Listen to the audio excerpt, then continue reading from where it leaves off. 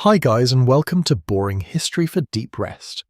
Tonight we step into a wide open plain where the sky feels impossibly high and the air carries that thin metallic scent that only comes just before winter settles in for good.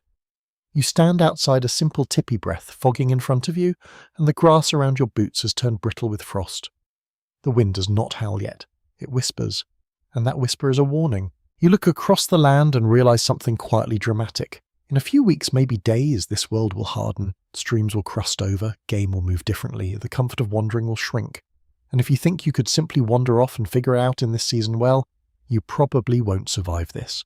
Not without preparation, not without community, not without knowledge carefully shaped over generations. So before you get comfortable, take a moment to like the video and subscribe, but only if you genuinely enjoy what I do here. And if you feel like it, tell me where you are in the world and what your local time is right now. I love imagining these quiet stories drifting across time zones. Now dim the lights, you draw your robe tighter and listen to the prairie. Winter survival does not begin when snow piles at your knees. It begins now in this quiet pause before the first true storm. The most widely recognized historical fact about many plains indigenous nations is that they moved seasonally following buffalo herds and adjusting camp locations with precision. That movement was not random wandering, it was strategic. Winter demanded different ground than summer. You feel that decision pressing on you. Where will the camp settle? How close to water but not too close to flooding? How exposed to wind? Historians still argue whether winter camps were chosen primarily for access to firewood or for proximity to sheltered river valleys, because both mattered deeply. In truth, survival rarely hinges on one single factor. It is a layering of small, sensible choices. You kneel and touch the earth. The soil is firm, the grass is thinning. A light crust of frost cracks beneath your fingers. You imagine this same ground under a foot of snow, then two.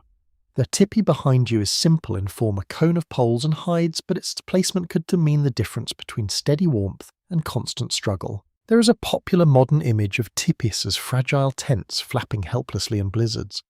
That image misses something essential. The conical shape is remarkably efficient at shedding wind.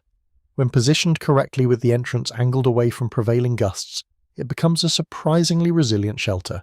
This was not accidental, it was refined over centuries of observation. A curious tidbit that often surprises people is that some communities oriented their winter lodges with careful attention to subtle terrain features like low rises or tree belts that could break wind just enough to reduce heat loss without trapping smoke. It sounds almost architectural, and in a way it was. You can feel the intelligence in it as you stand there reading the land like a quiet blueprint. The air smells faintly of dried grass and distant wood smoke from another cluster of teepees. Somewhere someone is already splitting more fuel. The sound carries in soft taps. You realize winter survival is less about heroics and more about rhythm. Cutting, storing, drying, checking, again and again. You step inside the teepee. The light shifts instantly. Outside the world is silver and pale. Inside it is warm brown and amber. The poles lean inward, meeting high above you. A small central fire pit holds embers from the morning's flame. You crouch beside it and feel the gentle warmth on your palms. The design of the teepee allows for a controlled smoke opening at the top. Smoke flaps can be adjusted depending on wind direction. It looks simple, but you quickly understand how much knowledge is embedded in those small adjustments. Too wide and heat escapes. Too narrow and smoke gathers. You picture yourself waking in the night, adjusting a flap with practiced ease, half asleep but precise. Some researchers continue to debate whether inner liners were universally used in winter or varied by region and resource availability. Those liners, when present, created an insulating air gap between the outer cover and the living space. You run your hand along the inner surface and imagine that thin buffer of still air quietly holding warmth.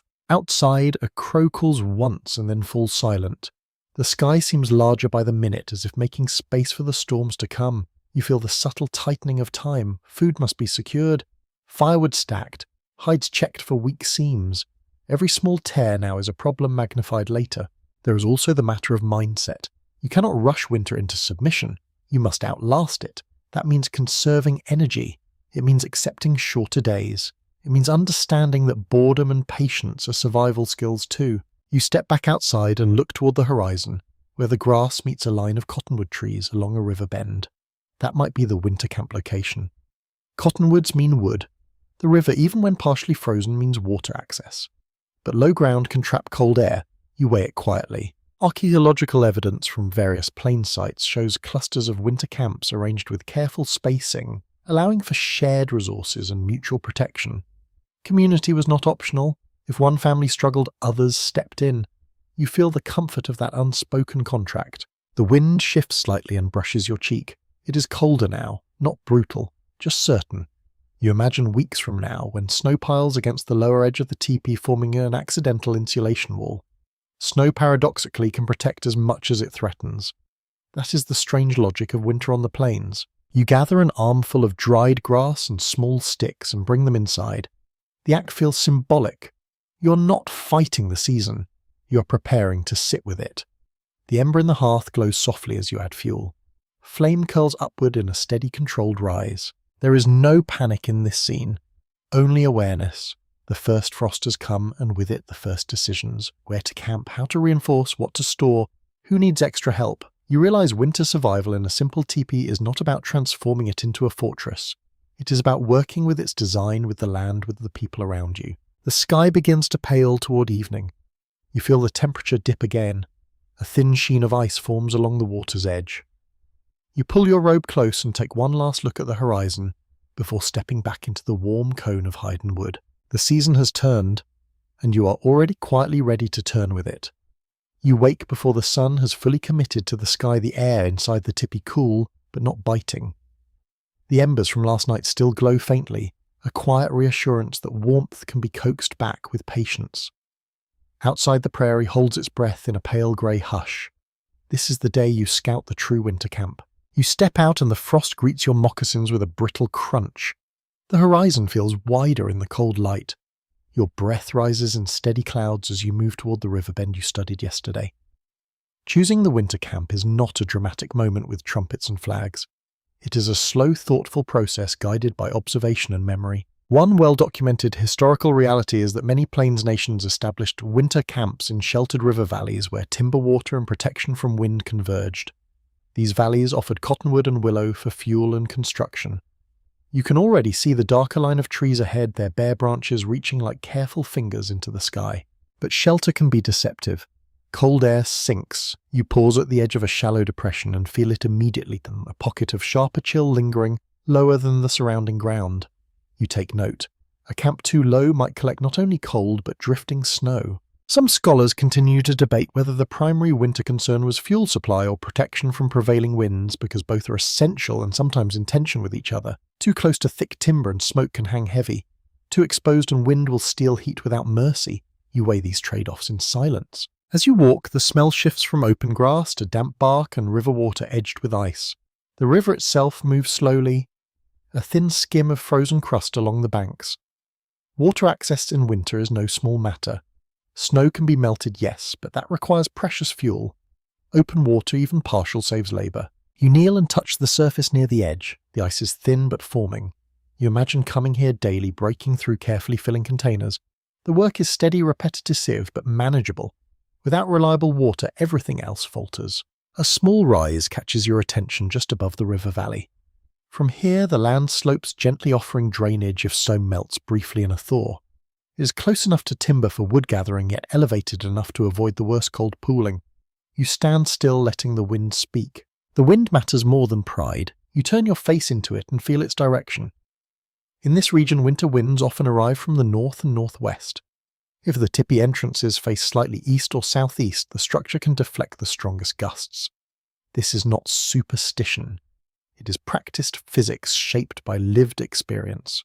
There is a charming, lesser-known detail recorded in some oral traditions that families sometimes watched how animals bedded down before choosing a final camp location. Bison and deer instinctively seek subtle windbreaks. Observing their choices could offer hints.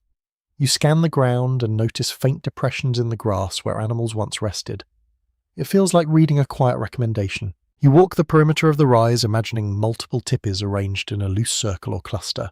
Winter camps were often more tightly grouped than summer encampments. Proximity meant shared labour and quicker assistance. If one fire faltered, another was steps away. Archaeological surveys of winter sites have revealed evidence of repeated seasonal return layers of occupation marking years of memory in the same sheltered spots.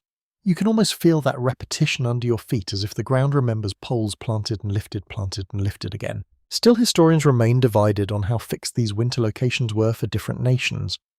Some evidence suggests frequent reuse of favoured valleys. Other findings imply more flexibility depending on herd movements and intertribal relations. You consider that adaptability itself may have been the true constant.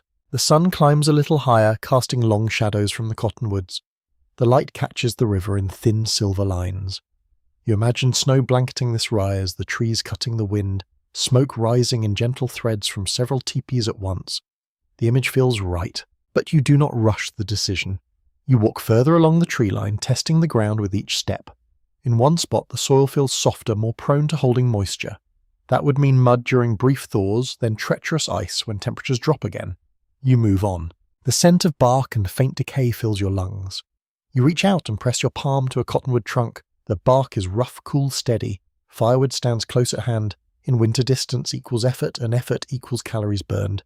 Every extra step matters when daylight is short. You crouch and gather a fallen branch, testing its dryness. It snaps cleanly. Good. Deadfall will be essential. Cutting live wood is possible but less efficient and often avoided when dry material is available.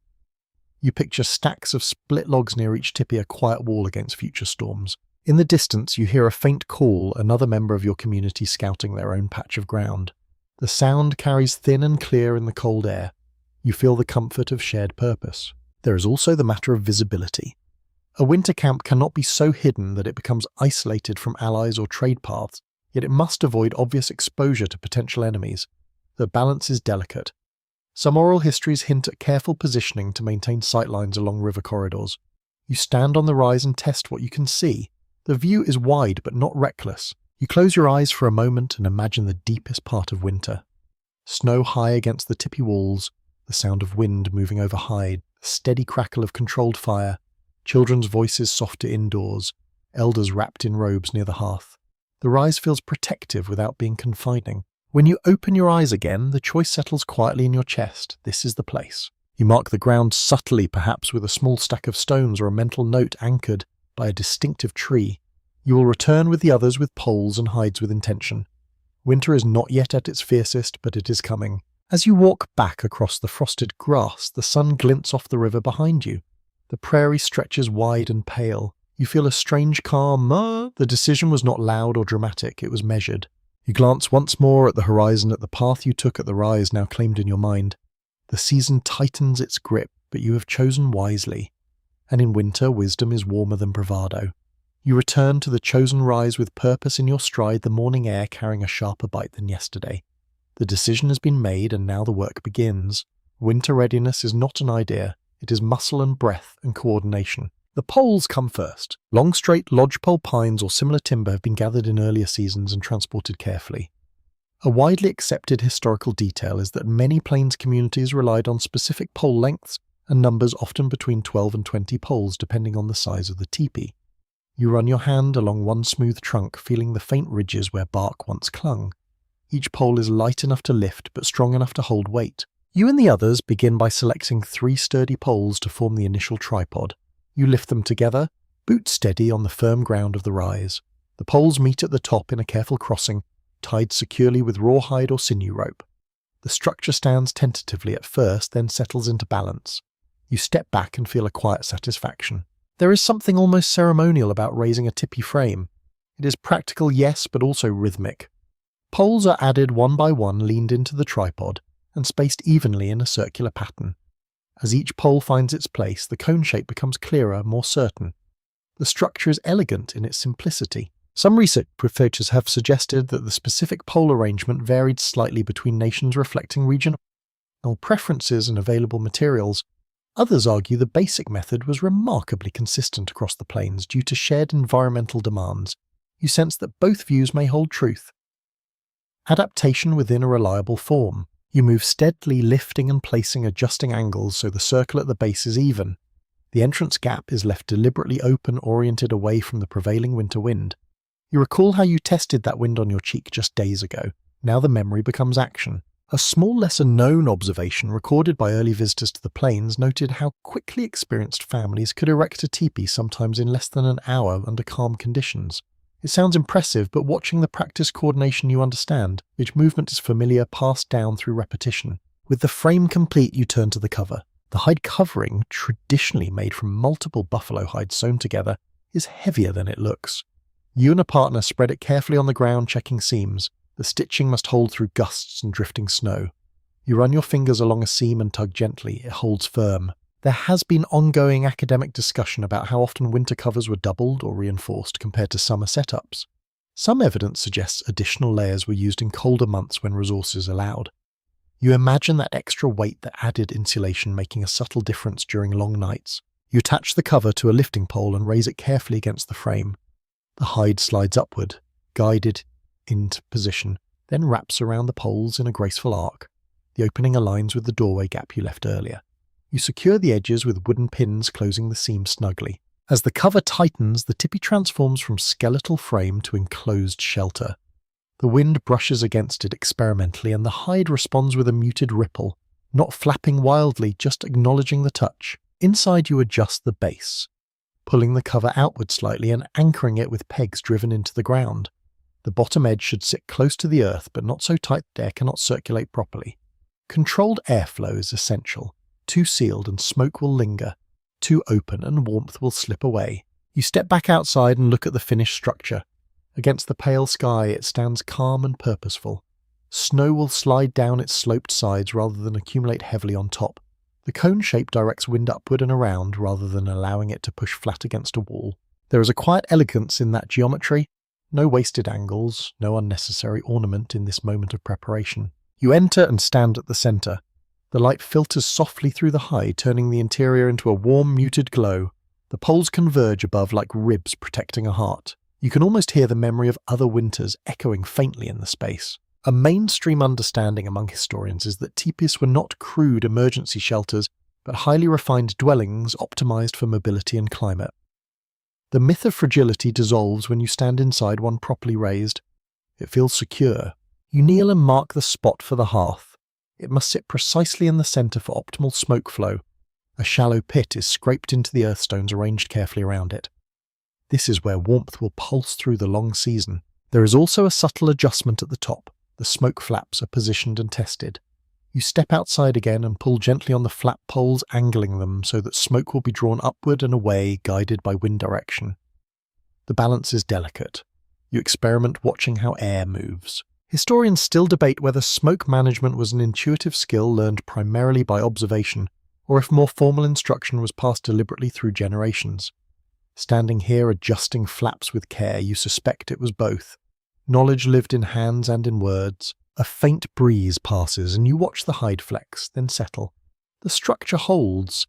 You feel a flicker of pride, not boastful but steady. The winter home is ready to receive its layers. You gather a final armful of dry grass and lay it near the entrance for later bedding preparation.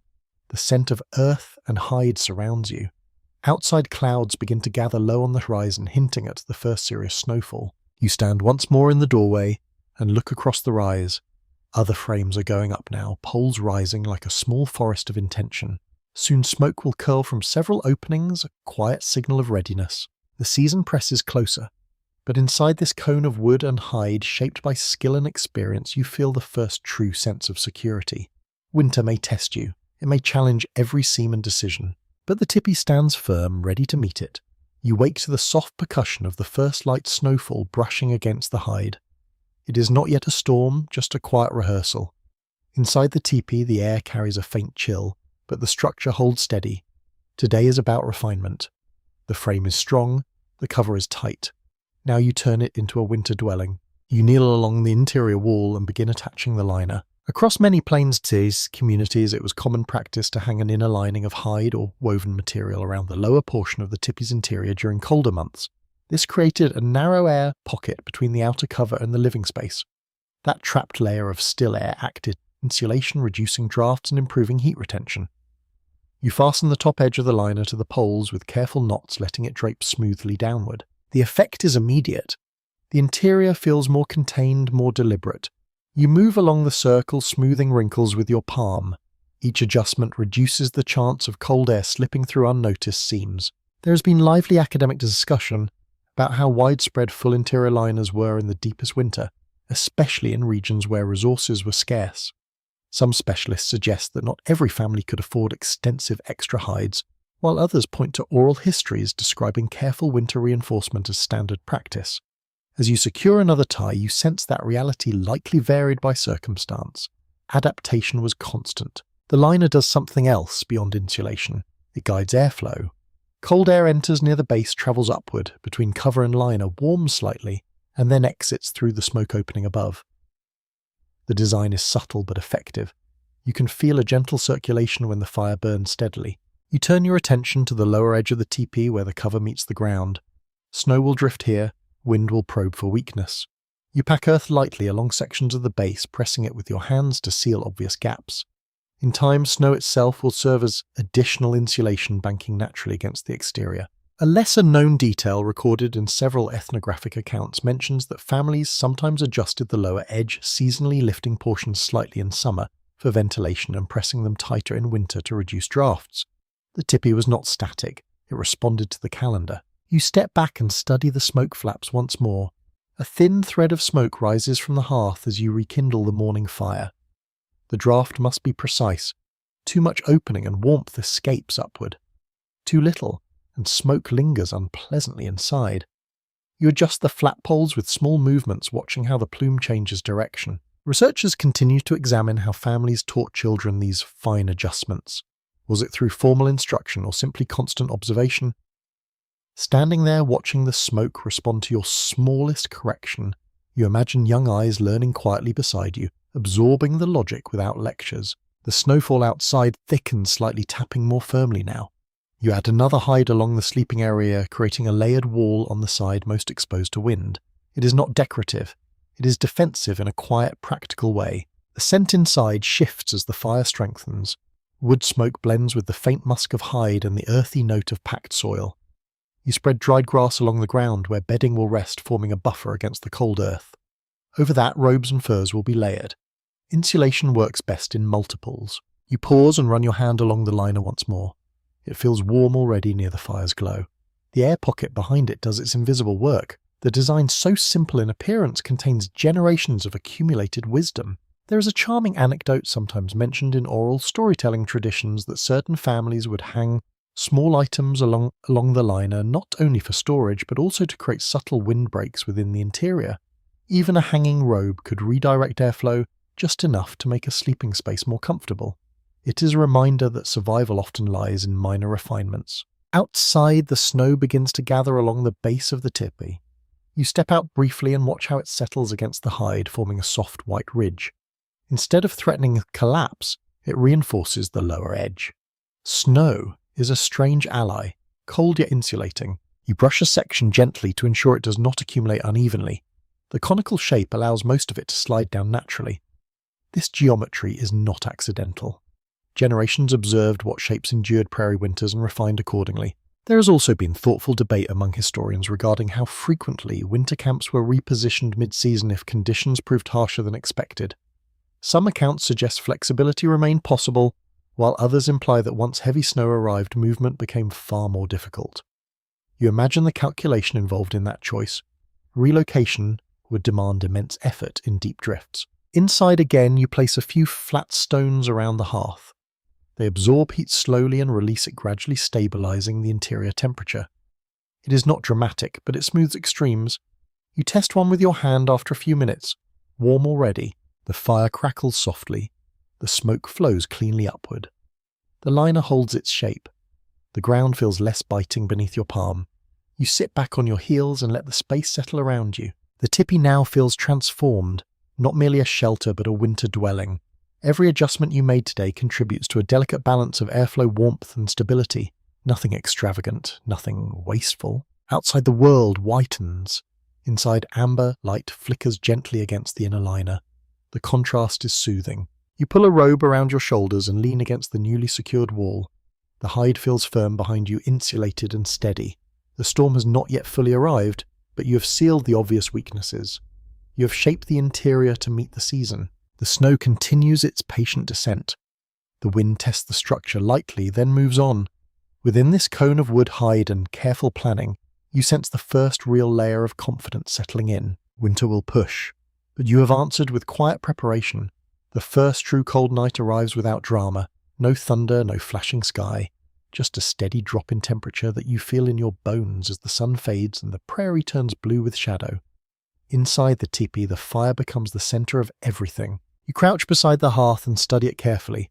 Fire is comfort light, cooked food, and survival itself. It is also risk. In a hide-dwelling, control matters more than size.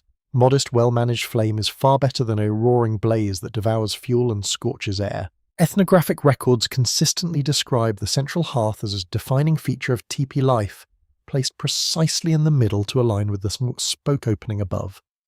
That alignment is not aesthetic. It is functional geometry. The rising column of heated air draws smoke upward, creating a natural draft. You feed the fire with thin, dry pieces of wood, listening to the gentle crackle rather than aiming for spectacle. There is an old observation recorded by several early visitors to the plains that winter fires inside teepees were often surprisingly small. Outsiders expected bonfires. Instead, they found steady, controlled embers that radiated warmth without overwhelming the space. You can see why. A smaller fire means steadier heat and less smoke buildup. You adjust one of the smoke flaps slightly as the wind shifts. The change is subtle but necessary. If the wind pushes smoke back down the interior, will fill quickly irritating eyes and lungs.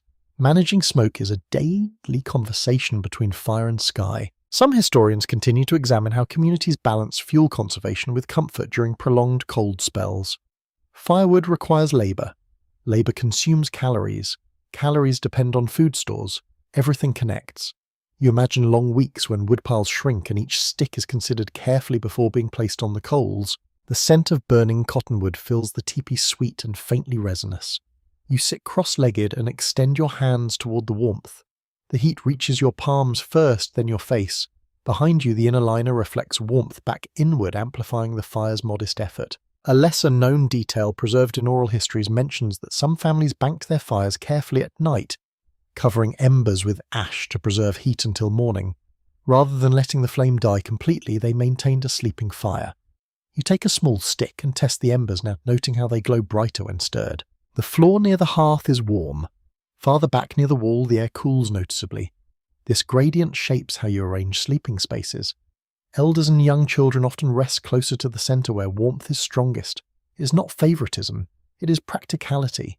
You place a flat cooking stone near the fire and set a small pot of water above the coals. The gentle simmer adds humidity to the air, easing dryness from smoke, and it also ensures warm water is ready if needed. Nothing is wasted. There has been discussion among researchers about whether certain fuels were preferred in winter for longer burn times. Some accounts suggest denser woods were prized when available. Others indicate that what mattered most was dryness and accessibility. Standing here, you understand that availability likely shaped preference more than theory. The wind strengthened briefly outside, brushing the hide with a low hum. The teepee flexes slightly but holds firm. You glance upward, watching the smoke rise cleanly through the opening. The draft is steady. You feel a quiet satisfaction. A curious anecdote, sometimes shared in storytelling traditions, speaks of children being taught to read the colour of smoke, to judge whether a fire was burning efficiently. Thick dark smoke meant poor airflow or damp wood. Pale thin smoke signalled balance. You study the plume now as it slips into the night. Thin and steady. Good. You add another small piece of wood and resist the urge to build higher. The temptation to create excess heat is strong when cold presses close, but excess heat wastes fuel and can over-dry the interior air. Moderation is wisdom here. The firelight flickers against the liner, casting soft, moving shadow vectors that dance across the poles above. The rhythm is hypnotic. You feel your shoulders relax despite the cold outside. The hearth transforms the space from shelter to home. Researchers still explore how smoke exposure over long winters affected respiratory health. Some evidence suggests careful management and ventilation minimized harm, while other accounts hint at chronic irritation during severe weather when flaps could not be opened widely. You imagine those days, smoke hanging heavier eyes, watering patients tested. Tonight, though, the balance feels right. The pot simmers gently, the embers glow orange and gold, the smell of wood mixes with faint traces of cooked meat from earlier in the evening. The air is warm enough to remove your outer robe for a while. You stretch your legs toward the fire and feel heat radiate upward. The liner behind you holds that warmth close. The earth beneath the hearth stores some of it, releasing it slowly, even if the flame dips. Outside, snow begins again, soft and persistent. The world grows quieter with each layer. Inside, the fire whispers steadily, a companion rather than a spectacle. You prepare the night fire with intention. Larger pieces are placed strategically so they will burn slowly. Ash is arranged to cradle the coals. You lower the smoke flaps slightly as the wind shifts eastward. These small acts determine how you wake tomorrow. There is no heroism in this routine, only steadiness. Fire without burning your life down requires humility and attention. You settle back onto your bedding, watching the last visible flames curl and settle into embers. The tipi glows faintly from within a warm point in a growing white landscape. The wind tests the structure again and finds no weakness. The hearth continues its quiet work. You close your eyes for a moment, listening to the soft crackle and the gentle rush of air through the smoke opening. Winter presses closer, but tonight your fire answers calmly. The night deepens and the fire settles into a low, steady glow. You wake briefly in the dark, not from fear but from habit. The air near your face feels cool, yet beneath your robe there is warmth, layered carefully against your skin. Sleeping through a plains winter is not accidental. It is engineered. You shift slightly and feel the texture beneath you. A thick base of dried grass lies between your body and the frozen ground, creating a cushion that traps pockets of insulating air. Over that, buffalo robes and additional hides form layers that hold heat close. The arrangement is deliberate. No part of your body should press directly against bare earth. Accounts from early observers consistently describe the importance of buffalo robes in winter survival across the plains. These robes, especially when the fur remained intact, provided remarkable insulation. You pull the edge of one closer around your shoulders and feel the dense fur brush your chin. It smells faintly of smoke and animal hide, comforting and familiar. You notice how sleeping positions matter. Bodies placed near one another share warmth naturally. Children and elders are positioned closer to the center, where the hearth radiates its strongest heat. It is not sentimental. It is practical physics. There has been thoughtful debate among researchers about whether communal sleeping arrangements were primarily cultural or driven by environmental necessity. Likely both. In temperatures that can plunge far below freezing, shared warmth becomes an efficient survival strategy. You listen to the subtle sounds inside the teepee. A soft breath to your left, the faint rustle of a robe shifting, the gentle hiss of embers adjusting themselves in the hearth. Outside, the wind hums against the hide, but the inner liner softens its voice.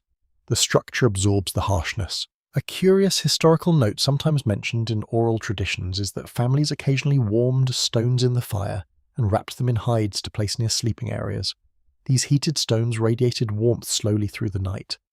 You imagine holding one now, feeling its steady heat through thick fur. You turn slightly, careful not to disturb the layered bedding. Movement can let cold air slip inside the robes. Even small adjustments are measured. Winter sleep teaches you to move economically. The temperature dips further toward the midnight. You sense it in the way the air brushes your cheek. Without fully rising, you extend a hand toward the hearth and stir the embers gently with a stick kept nearby. A faint flare responds, enough to sustain warmth until morning. The skill of banking a fire means you do not need to rebuild it from nothing each dawn. Scholars continue to explore how families balanced rest with vigilance during extreme cold spells. Did someone remain lightly awake to monitor the fire? Did responsibility rotate? Evidence suggests a shared awareness rather than rigid shifts. You can feel that shared alertness now, a collective sensitivity to temperature changes. Your feet are wrapped in soft inner socks of fur or woven fiber, then covered by thicker outer layers. Cold injuries begin at extremities. Protection there is essential. You flex your toes gently to keep circulation moving. The air inside carries the scent of warm hide and faint wood smoke. It is not unpleasant. It is the aroma of survival. You draw a slow breath and let it out quietly. In many plains communities, winter evenings often included storytelling before sleep. Oral histories humor lessons about animals and weather. These stories were not only entertainment but memory preservation. As you lie there, you imagine the last words spoken before quiet settled. Perhaps a reminder about tomorrow's wood gathering. Perhaps a teasing remark that drew soft laughter. There is also a small detail noted by some ethnographers that during severe cold, additional hides were sometimes draped across the interior entrance at night to reduce drafts further. You glance toward the doorway and see the layered cover secured tightly. No stray wind slips in. You adjust your robe again and notice how the inner liner reflects even the faint warmth from embers back into the space, and without that extra layer, the hide wall would feel colder to the touch. Now it feels merely cool. Researchers still discuss how sleep patterns shifted during long winter nights when darkness lasted many hours. Did people sleep continuously or wake intermittently as you just did? In a world without artificial light rhythms likely adapted naturally to seasonal change, you sense that flexibility in your own brief waking and return to rest. Outside, snow continues its quiet accumulation. It presses gently against the lower edge of the tipi, forming an insulating bank. The structure remains stable, its conical form shedding heavier drifts easily. You roll slightly closer to the center warmth. The ground beneath you no longer feels hostile. Layer upon layer has transformed it into something tolerable. It is not luxurious, but it is sufficient. A faint crackle from the hearth signals another shift in the embers. You resist the urge to rise fully. The fire is steady, trust it. There is something profoundly calming about the predictability of these small systems. Fire banked carefully, bedding layered thoughtfully, entrance secured, liner holding drafts at bay, each detail reduces uncertainty. You close your eyes again and let the steady rhythm of breath around you guide your own. The wind outside may strengthen or fade. The temperature may drop further before dawn. Yet within this circle of poles and hide, you have constructed a pocket of survivable warmth. Winter sleep is not careless, it is calculated comfort. The embers glow softly in the center, their light barely visible now.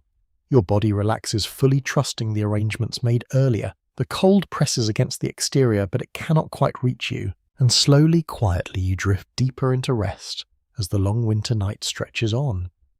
Morning arrives, slowly filtered through thick cloud and the pale glow of snow reflecting light back into the sky. You wake to a world that feels quieter than yesterday. The storm passed in the night, leaving a soft white layer across the rise. Inside the tipi, the air is cool but not punishing. The embers you banked still breathe faint heat. Your first thought is not food, it is water. In winter, thirst can be deceptive. The cold dulls your sense of it. Yet your body still requires steady hydration to function, to think clearly, to keep circulation strong. One well-established historical reality is how plains communities relied on a combination of river access, melted snow, and stored water during colder months. Each option carries effort. You push aside your robe and sit up slowly, feeling the chill brush your face.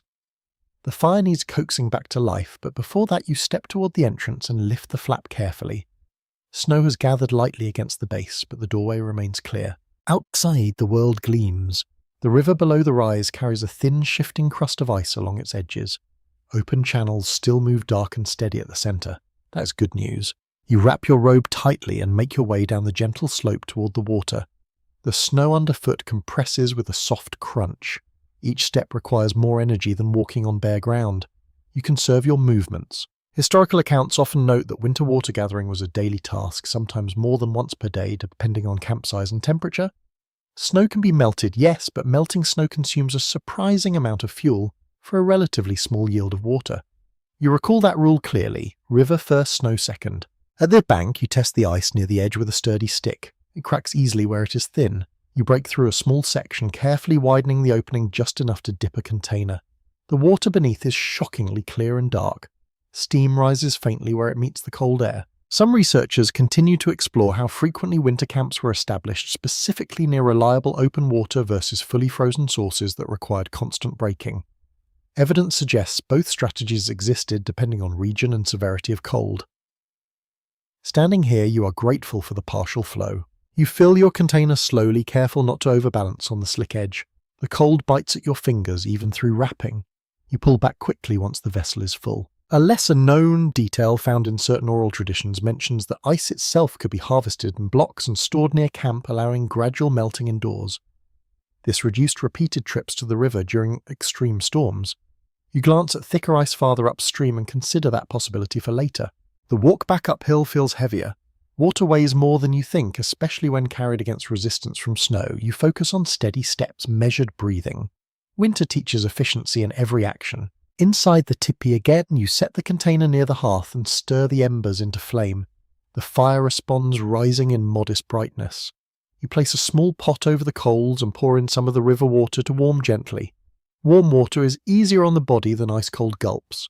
There has been discussion among historians about how winter dehydration may have affected communities that relied heavily on dried foods.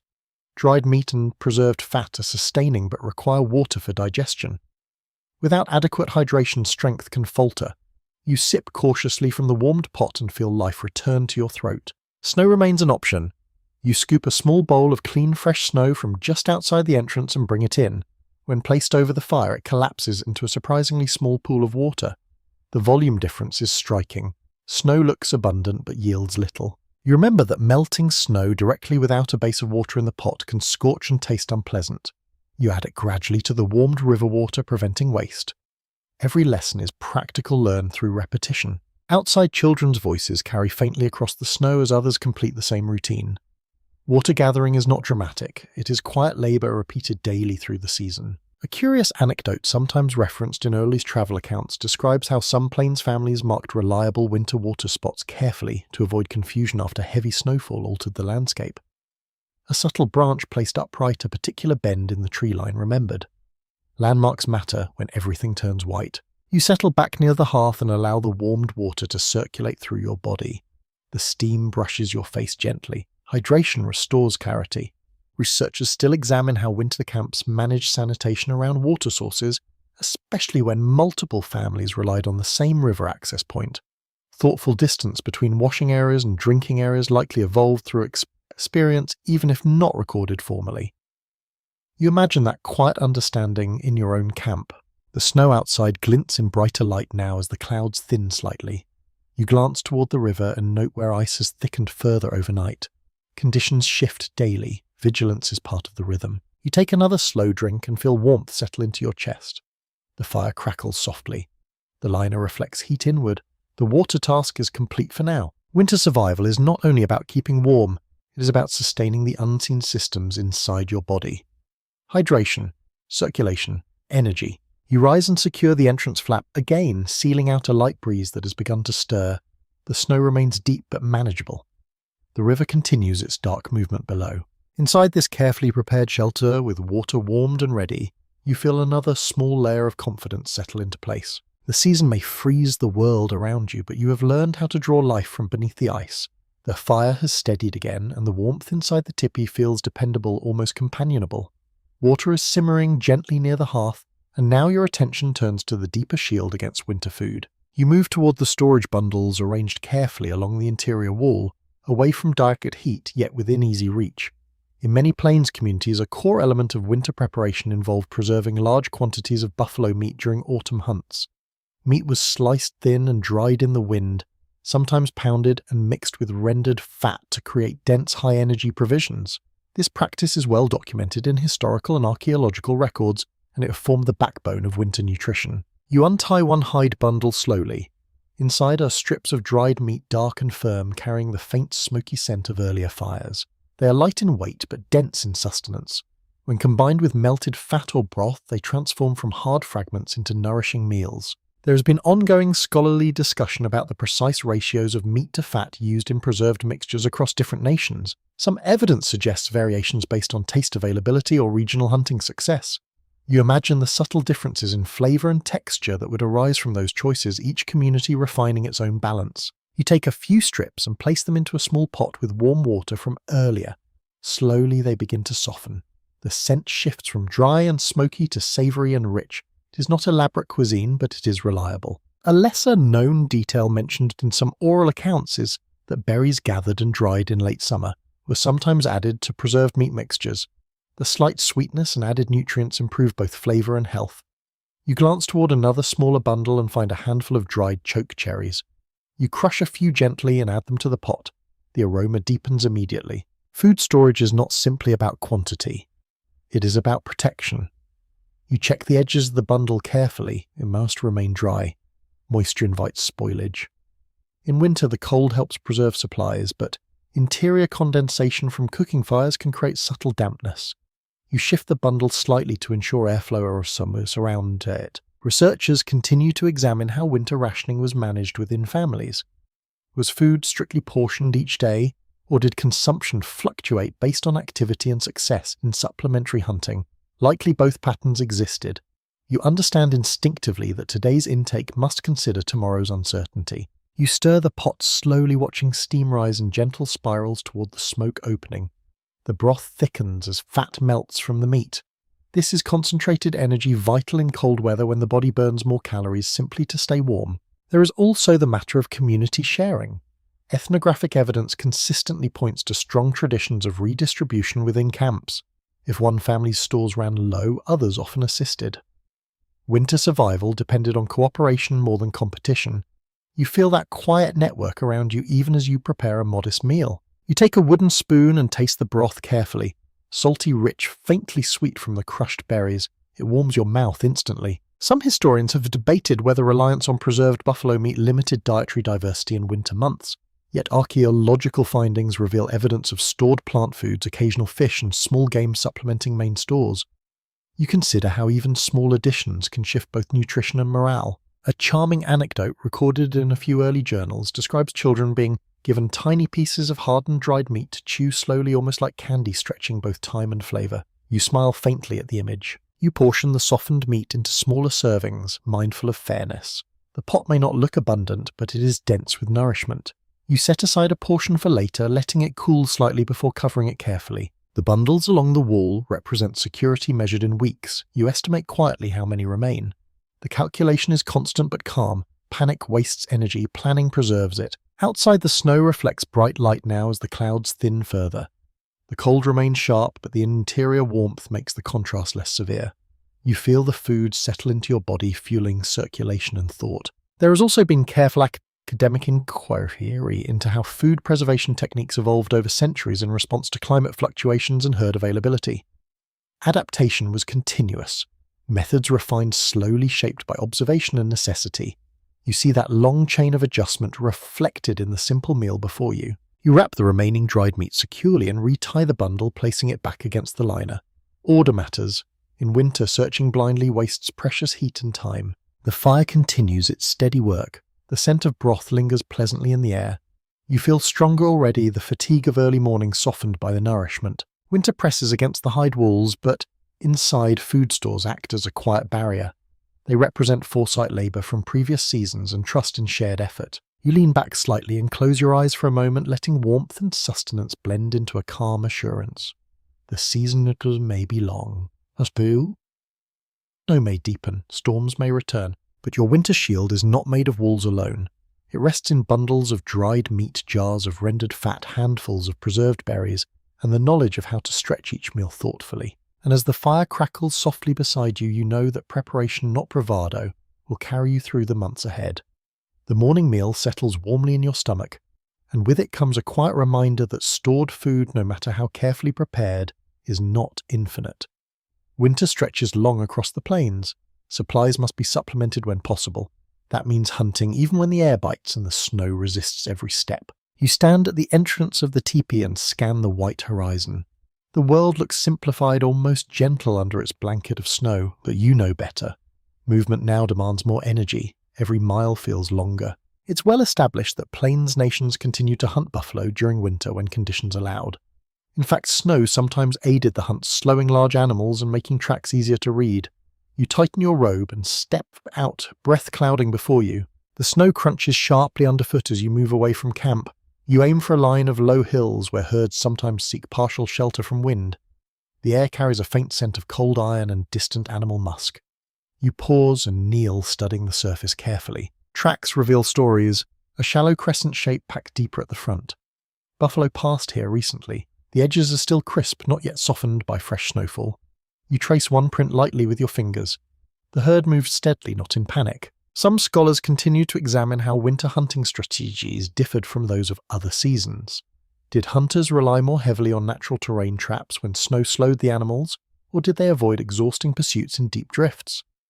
Evidence suggests flexibility. Conditions dictated method.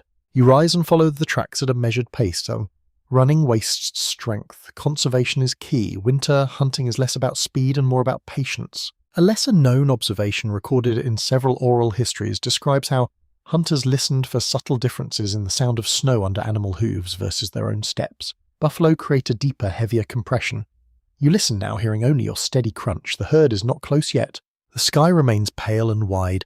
Wind sweeps lightly across the surface, creating faint ripples in loose snow. You adjust your path to stay slightly downwind. Scent carries farther in cold air. As you crest a gentle rise, you spot movement in the distance.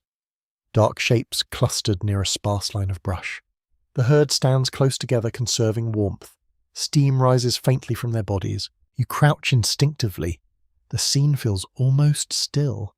Buffalo in winter appear massive and resilient, their thick coats shielding them from conditions that challenge you more severely. Yet they are not invincible. Hunger and cold test them too. There has been thoughtful academic debate about whether winter hunts were more opportunistic or strategically planned around herd behavior patterns. Standing here, you sense that observation is the greatest tool. The animals choose terrain carefully. So must you. You move slowly along the contour of the hill, using its slope to shield your approach. Snow muffles some sound but amplifies careless movement. You place each foot deliberately minimizing crunch. The cold air fills your lungs sharply. Your fingers tighten around your weapon, steady but not rushed. The hunt must be efficient. A wounded animal fleeing into deep snow wastes energy and time. Another interesting detail preserved in storytelling, traditions, mentions that winter hunts often required greater cooperation among hunters to manage the difficulty of terrain. Signals were subtle, a raised hand, a shift in posture, communication flowed without words. You feel the moment approach as the herd shifts slightly. One animal edges closer to the brush line. You focus, breath steady, movement precise. When the action comes, it is swift, a clean strike, controlled pursuit. The snow works both for and against you, slowing escape but demanding careful footing. Within moments, the outcome is decided. You stand still afterward, letting your breath slow. The work is not over. Field processing in winter must be efficient to prevent meat from freezing too rapidly before proper handling. The cold preserves but also hardens quickly. It's widely recognized that plains hunters possess detailed knowledge of how to butcher large game effectively in all seasons. In winter, speed and coordination matter even more. You work methodically, separating usable cuts, preserving hide where possible. The scent of fresh meat rises sharply in the cold air. Ravens circle at a respectful distance, waiting. Nothing in this landscape is wasted. Portions unsuitable for transport will feed other creatures. Researchers still explore how winter hunts influence camp relocation decisions. A successful hunt might anchor a camp longer. Scarcity could push movement even in challenging weather. You imagine returning to camp with this addition to your stores, the balance shifting slightly in your favor. The load is heavy as you begin the return journey. Snow resists each step. Muscles strain, but steady resolve carries you forward. This is not reckless adventure. It is calculated necessity. As you approach the rise, smoke curls faintly from the teepees. The sight steadies you. Community awaits. The meat will be shared, processed it, perhaps dried further near the hearth. Winter hunting demands respect. The cold sharpens every sensation. Mistakes carry greater consequences, but careful observation, measured action, and cooperation transform risk into sustenance. You step back into the warm cone of hide and wood, the scent of smoke wrapping around you again. The season remains harsh, but today you have extended your shield. Outside, the herd shifts across the white plain once more. Inside, preparation deepens. The hunt has strengthened your stores, but winter never allows complacency. Some days the herds move too far, some days storms close the horizon entirely. On those days you turn to quieter waters. The river below the rise no longer runs as freely as it did a week ago. Ice thickens along the edges, reaching farther toward the center. Yet a narrow channel still moves dark and patient.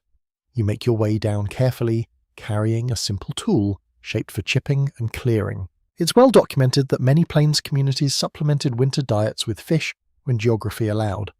While buffalo remained central to subsistence, rivers offered additional protein during lean stretches. You kneel at the bank and test the ice with deliberate strikes. It cracks, then yields. The opening must be wide enough for a line or spear, yet not so large that it weakens the surrounding surface dangerously. You widen it with steady taps. Chips scatter across the snow, glittering in the pale light. Cold seeps through your gloves as you clear slush from the opening. Beneath, the water moves slowly, darker than the sky above. Fish remain active even under ice, though their movements slow in colder temperatures. Patience becomes your greatest tool. There has been considerable academic discussion about how frequently ice fishing was practiced among plains groups compared to communities farther north. Evidence varies by region, with some suggesting it was occasional rather than routine. Standing here, you sense that flexibility defines survival more than strict categories. You lower a line into the water, weighted lightly. The silence deepens. Snow absorbs sound. The world feels suspended. You watch the surface carefully, eyes adjusting to subtle ripples. A small detail recorded in certain early accounts mentions that fish taken in winter were often cooked quickly over modest flames to preserve moisture rather than heavily smoked or dried. as in warmer seasons. The immediacy of preparation reduced spoilage risk in freezing air. You shift your weight to keep circulation moving. Waiting in winter is different than waiting in summer. Stillness invites cold into your joints. You flex to your fingers gently, careful not to disturb the line. The river whispers faintly beneath the ice. You feel the tug almost before you see it. A slight tension travels through the line. You respond with calm precision, lifting steadily rather than jerking. A flash of silver breaks the surface, scattering droplets that freeze almost instantly on contact with air. The fish is modest in size but valuable. You remove it swiftly, mindful that exposed flesh stiffens quickly in this temperature. You set it aside on a cloth and lower the line again. Researchers continue to explore how winter fishing techniques may have differed subtly in tool design or bait selection compared to other seasons. Organic materials rarely survive archaeologically, leaving room for interpretation. You imagine small adjustments learned through experience passed quietly through families. Another tug comes after several long minutes. The rhythm continues, not abundant, not effortless, but steady. A curious anecdote preserved in storytelling traditions speaks of children being tasked with watching ice holes carefully for subtle signs of movement, learning patience through observation. You smile faintly at the thought of young eyes fixed on dark water for hours, absorbing lessons about endurance. When you have gathered enough to justify the effort, you secure the opening loosely with branches to mark it for later use. The walk back uphill feels lighter than after the hunt, though. The cold presses just as sharply. Inside the teepee, you clean the fish quickly near the hearth. The scent is clean and sharp, mingling with wood smoke. You place a flat stone close to the coals and lay the fish upon it, turning gently to cook evenly.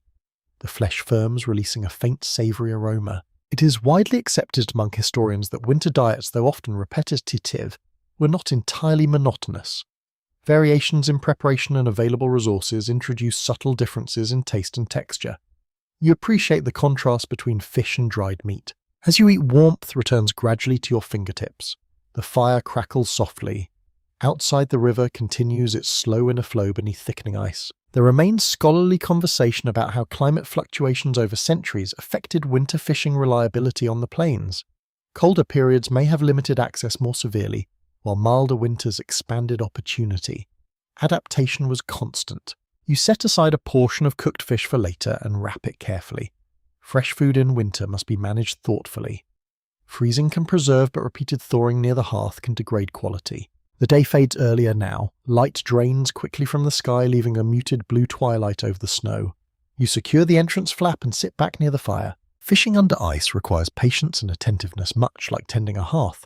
Both demand subtle adjustments rather than dramatic gestures. The teepee holds steady around you, insulated and warm. The river below murmurs quietly, a hidden artery beneath the frozen skin of winter. And within this rhythm of hunt and wait, gather and cook, you continue shaping survival, one deliberate act at a time. The days shorten almost without your permission. Light fades earlier and the snow holds its brightness long after the sun slips away. Hunting and fishing supplement your stores, but winter still offers quieter gifts if you know where to look. You step outside with a small digging tool and a woven pouch. The cold air sharpens your senses. Beneath the snow, the land is not entirely asleep. It is a well-supported historical understanding that many plains communities gathered and stored plant foods in warmer seasons specifically to carry them through winter. Yet even after frost, certain roots and inner barks remained accessible beneath the frozen surface. Survival did not rely solely on meat. You move toward a patch of ground where tall prairie turnips once grew thick in summer. The snow here is thinner, the earth slightly raised. You kneel and brush aside the powder, exposing frozen soil. The digging tool meets resistance at first, but persistence yields small breaks in the crust. Some scholars continue to explore how extensively winter root gathering was practiced on the Central Plains compared to regions farther south. Archaeological traces are subtle, but oral traditions describe careful harvesting even after frost. You pry gently and feel the faint resistance of something solid beneath the surface. A small root emerges firm and pale against the dark soil. It is not large, but it carries nourishment. You brush it clean and place it into your pouch. The act feels almost secretive, as though you are retrieving hidden treasure from beneath winter's surface. There is a lesser-known detail found in some ethnographic notes that certain tree barks, particularly inner layers of specific species, were occasionally scraped and prepared during lean periods. This was not common practice in times of abundance, but it demonstrates flexibility. You glance toward a nearby stand of trees and imagine that quiet option if scarcity deepened. The wind slides lightly across the plain, carrying faint scents of cold earth and distant smoke. You continue digging in small, measured motions. Each route requires effort. You must judge whether the energy spent retrieving it outweighs its nutritional value. Researchers still discuss how winter foraging influenced calorie balance in extreme cold. Small plant foods do not offer the dense energy of fat-rich meat, but they provide variety and micronutrients that sustain long-term health. You recognize the value in even modest additions. Your fingers grow stiff despite wrapping. You flex them carefully and continue. A few more roots join the pouch. The collection is humble, but winter living is built on modest accumulations. A curious anecdote passed down in storytelling. Traditions mentions children competing playfully to find the largest hidden root beneath the snow, turning necessity into quiet entertainment. You imagine that laughter echoing faintly across a frozen field. When the ground resists too firmly, you stop. There is no wisdom in overexertion. You stand and brush snow from your knees, scanning the terrain for other possibilities. You move toward a cluster of shrubs where dried berries may still cling, overlooked by birds. Most are gone, stripped earlier in the season, but you find a few shriveled remnants. You gather them carefully.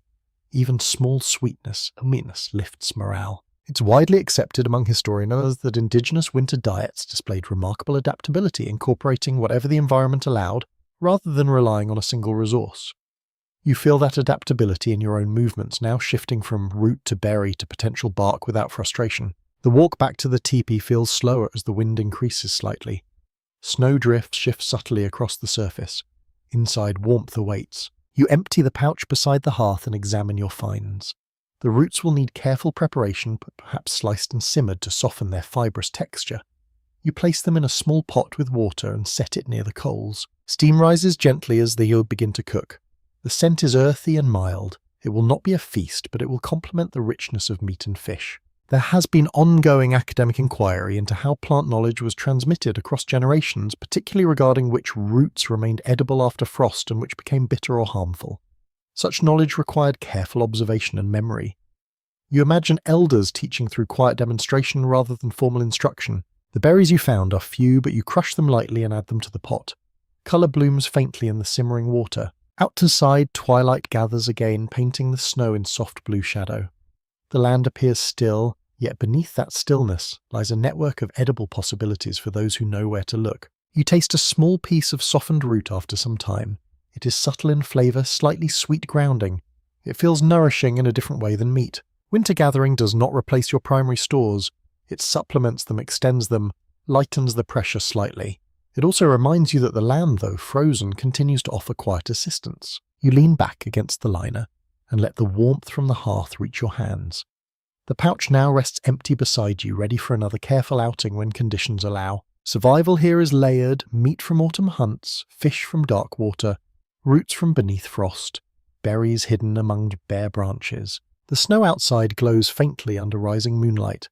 Inside, your modest additions simmer gently. Winter may seem barren at first glance, but you are learning to see beneath its surface. The small pot of roots finishes softening near the edge of the coals, and you lift it carefully, setting it on a flat stone to cool. Cooking in winter is rarely elaborate. It is measured, steady, attentive. The goal is not indulgence, it is efficiency. You glance toward your bundles again, assessing what remains. Dried meat, rendered fat stored in sealed containers, a handful of preserved berries, fish from yesterday. A few roots gathered this morning. This is your arithmetic now. Across the plains, it is widely recognized that rendered buffalo fat was one of the most valuable winter resources. Melted slowly and stored in carefully prepared containers, it provided concentrated energy in a form that resisted spoilage in cold weather.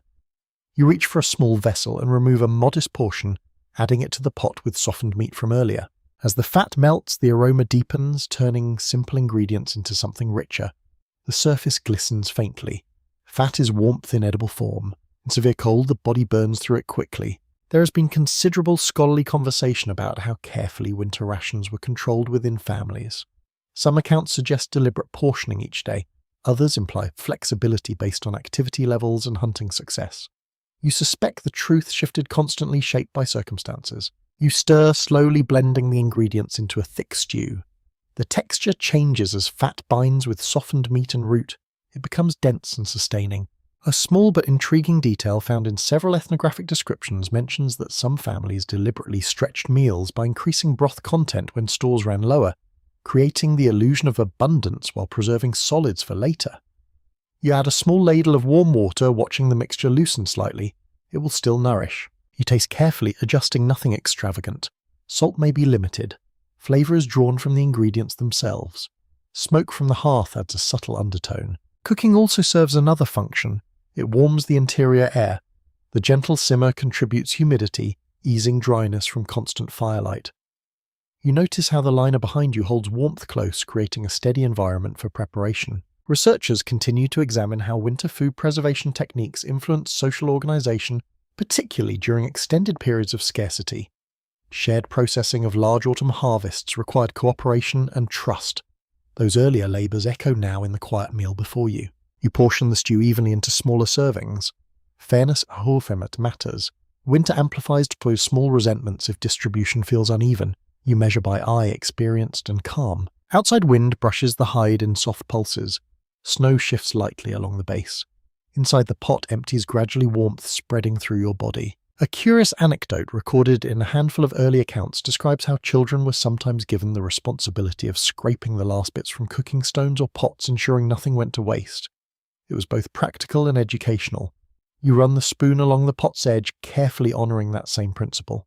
The remaining stew is transferred into a covered container and set near, but not too near the hearth. Too close and it may thaw repeatedly, affecting texture. Too far and it may freeze solid too quickly for easy reheating. There has been thoughtful debate among historians about whether winter cooking practices were more conservative than those of other seasons due to limited fuel supplies. The evidence suggests yes. Fires were tended with restraint.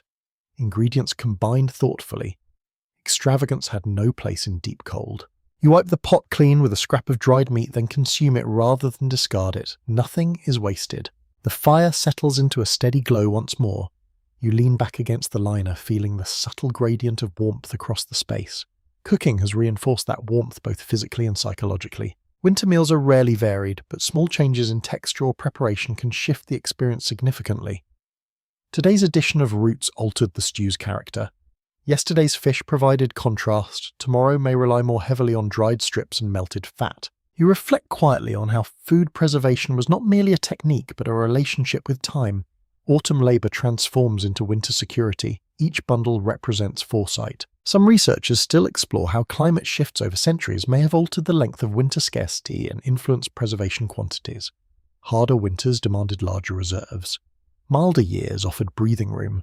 Adaptation never ceased. You stretch your hands toward the fire and watch steam rise from the pot's lid. The interior of the tipi glows softly. Outside, dusk gathers again. Cooking and preserving in winter is less about creativity and more about continuity, maintaining strength day after day, extending stores just enough, balancing present hunger with future uncertainty. You secure the container firmly and place it in its assigned spot along the wall. Order prevents waste, habit reduces mistakes. The snow outside reflects the faint last light of evening. Inside the hearth hums quietly. Your winter shield grows not from grand gestures but from careful stirring measured portions and the quiet discipline of stretching every bite just a little further. Morning light slips softly through the smoke opening, pale and silver against the inner liner. The fire has been coaxed back into a gentle flame and you sit cross-legged with a bundle of clothing materials as spread before you. Winter does not forgive neglect, especially in what you wear. You lift a thick buffalo robe and run your fingers through the fur. It is dense, layered, built by nature to endure the very cold that now surrounds you. Across the plains, it is widely acknowledged that buffalo hides formed the foundation of winter clothing. Their insulating properties were exceptional, especially when worn with the fur turned inward against the skin. You slip your arm into a heavy outer garment, feeling the weight settle across your shoulders. Clothing here is not about fashion or ornament, it is engineering. Each layer traps air, creating barriers against the relentless chill. There has been thoughtful academic discussion about how winter garments varied between nations depending on available animals and trade networks. Some groups incorporated elk or deer hides when buffalo were less accessible. Others added woven plant fibers for interior layers. You sense that adaptation shaped design more than rigid tradition. You examine a seam along the sleeve and notice slight wear. A weak stitch in summer may be an inconvenience. In winter, it is vulnerability. You take up an awl and sinew thread, repairing the seam with small, precise movements. Each stitch reinforces your defense against frost. A lesser-known detail described in several ethnographic sources mentions that Winter clothing was often smoked lightly during preparation, which helped preserve the hide and repel insects. The faint smoky scent lingering in your robe now carries that legacy. You add an inner layer of softer fur against your chest, trapping warmth that begins closest to the body. Sweat must also be managed carefully. Too many layers during exertion can lead to dampness, and dampness in freezing temperatures invites danger. Researchers continue to explore how individuals balanced insulation with mobility during winter hunts. Heavy garments provide warmth but can restrict movement. Evidence suggests strategic layering that allowed outer layers to be removed during intense activity. You picture shedding a robe briefly during a chase, then restoring it quickly once still. You wrap a belt around your waist, securing garments snugly but not tightly. Gaps invite drafts. Compression restricts circulation. Balance again. Your legs are protected by hide leggings lined with fur. They extend into moccasins crafted for winter conditions. You sit and inspect the soles carefully. Snow travel demands durability. It is well established in historical records that moccasins were often modified seasonally with additional lining or outer wrapping in winter months. You insert a fresh inner layer of dried grass or soft fur to improve insulation. The subtle cushion also reduces heat loss through direct contact with frozen ground. Some historians still debate whether certain decorative elements on winter garments carried symbolic meaning tied to seasonal cycles or whether they were primarily aesthetic. You glance at faint beadwork near the collar of a robe. Even in winter, beauty persists quietly. A charming anecdote recorded in oral storytelling traditions describes how elders sometimes tested a young person's readiness for winter travel by checking whether their clothing had been properly layered and secured. Preparation signaled maturity. You pull a hooded wrap over your head and adjust it so only a narrow opening remains around your face. Exposed skin is the first to protest in biting wind. You tuck loose strands carefully. The air inside the teepee feels warmer now that you are dressed fully. Clothing transforms how the environment feels. You move your arms slowly, ensuring nothing binds. There has been ongoing scholarly interest in how winter clothing technology evolved over generations in response to harsher climate periods. Subtle improvements in stitching, layering, and hide treatment likely accumulated, slowly shaped by trial and observation. You feel the result of that long refinement in every seam. You rise and take a few steps inside the tipis, testing flexibility. The garments rustle softly but do not hinder movement. Good. Outside, the wind has strengthened, slightly sweeping fine snow across the surface in low drifting waves. You open the entrance flap briefly and step into the light. The cold presses immediately against the narrow opening of your hood, but the layers hold firm. The sensation is different now. Instead of sharp intrusion, the cold feels like a pressure against a barrier you have constructed thoughtfully. You kneel and adjust the ties at your ankles while securing the leggings more tightly. Frostbite begins quietly at exposed edges. Prevention is quieter still. Researchers continue to examine how winter clothing practices intersected with social roles, particularly who was responsible for crafting and maintaining garments. Evidence suggests specialized skills were valued and respected. You feel gratitude for those steady hands that shape the materials you now rely upon. You flex your fingers as inside-lined gloves and feel circulation stiffly. Breath fogs and controlled clouds before your face. Winter on the plains demands respect not only from shelters and food stores, but from every thread and hide wrapped around you. Clothing becomes a portable shelter and extension of the tipi itself. You step back inside and secure the flap once more. The fire crackles softly. The liner reflects warmth gently. Layers rest against your entrapping heat in invisible pockets. Outside, the snow shifts and glitters beneath a pale sun. Within this cone of wood and hide wrapped in carefully prepared garments, you are no longer simply enduring the cold. You are meeting it prepared layer by thoughtful layer. You remain seated near the hearth for a moment longer, flexing your feet inside their layered coverings. Winter has a particular interest in toes and fingers. It begins its quiet assault at the edges. You lift one foot and examine the moccasin carefully. The outer hide is firm but pliable shape to your foot through long use. Inside, you have packed a lining of soft fur and dried grass. This inner layer traps warmth while also absorbing slight moisture from your skin. Dampness is a subtle enemy. It is well documented that plains moccasins were adapted seasonally, with winter versions often featuring thicker soles or additional wrappings around the ankle. You add a narrow strip of hide around your lower leg, tying it securely. Snow has a way of slipping into small openings. There has been ongoing historical discussion about how winter travel technologies varied across regions of the plains. Some communities adopted snowshoes in deeper northern territories, while others relied primarily on footpaths and animal-packed trails. The evidence suggests diversity shaped by the snowfall patterns. You glance outside at the current depth and consider whether wider foot support might be necessary if drifts grow heavier. You stand and step slowly across the interior of the tipi, testing your footing. The packed earth near the hearth is warm and dry. Farther back near the wall, the ground cools sharply. You note the difference. A lesson known to Tipis, recorded in several ethnographic accounts, mentions that some individuals periodically removed footwear near the fire to dry inner linings thoroughly before sleeping. It prevented moisture from accumulating overnight. You crouch now and briefly loosen one moccasin, holding it near the hearth without scorching it. Steam rises faintly from the lining. Frostbite rarely announces itself dramatically. It begins with numbness, then stiffness. You flex your toes again, ensuring sensation remains steady. Circulation is protection. Researchers continue to explore how winter injuries influenced camp routines. Limited mobility in snow could mean vulnerability to predators or enemy raids. Preventing injury through careful footwear maintenance was not merely comfort but security. You tighten the ties once more and stand upright. Movement outside will test your preparation. You step beyond the entrance flap into a landscape bright and deceptively calm. Snowdrifts have grown slightly overnight, sculpted into low ridges by wind. Each step compresses the surface with a muffled crunch. Walking in winter demands a different rhythm. You shorten your stride, distributing weight evenly. Overexertion leads to sweat, and sweat leads to chilling once movement stops. There has been thoughtful academic conversation about how winter travel influenced trade and communication networks across the plains. Some scholars suggest that frozen rivers occasionally made certain routes easier to cross. Others argue that deep snow restricted long-distance movement severely. Conditions likely varied year to year. You test the surface near a shallow drift. Your foot sinks halfway to the ankle. Manageable but tiring, you imagine deeper snow and the need for broader support underfoot. Snowshoes were used to distribute weight more evenly. In regions without them, packed trails formed gradually from repeated passage. A curious anecdote preserved in storytelling traditions describes children being taught to watch for subtle colour changes in snow that indicated underlying ice. A slight blue sheen could mean danger. You scan the surface now, noting where wind has polished certain areas smooth.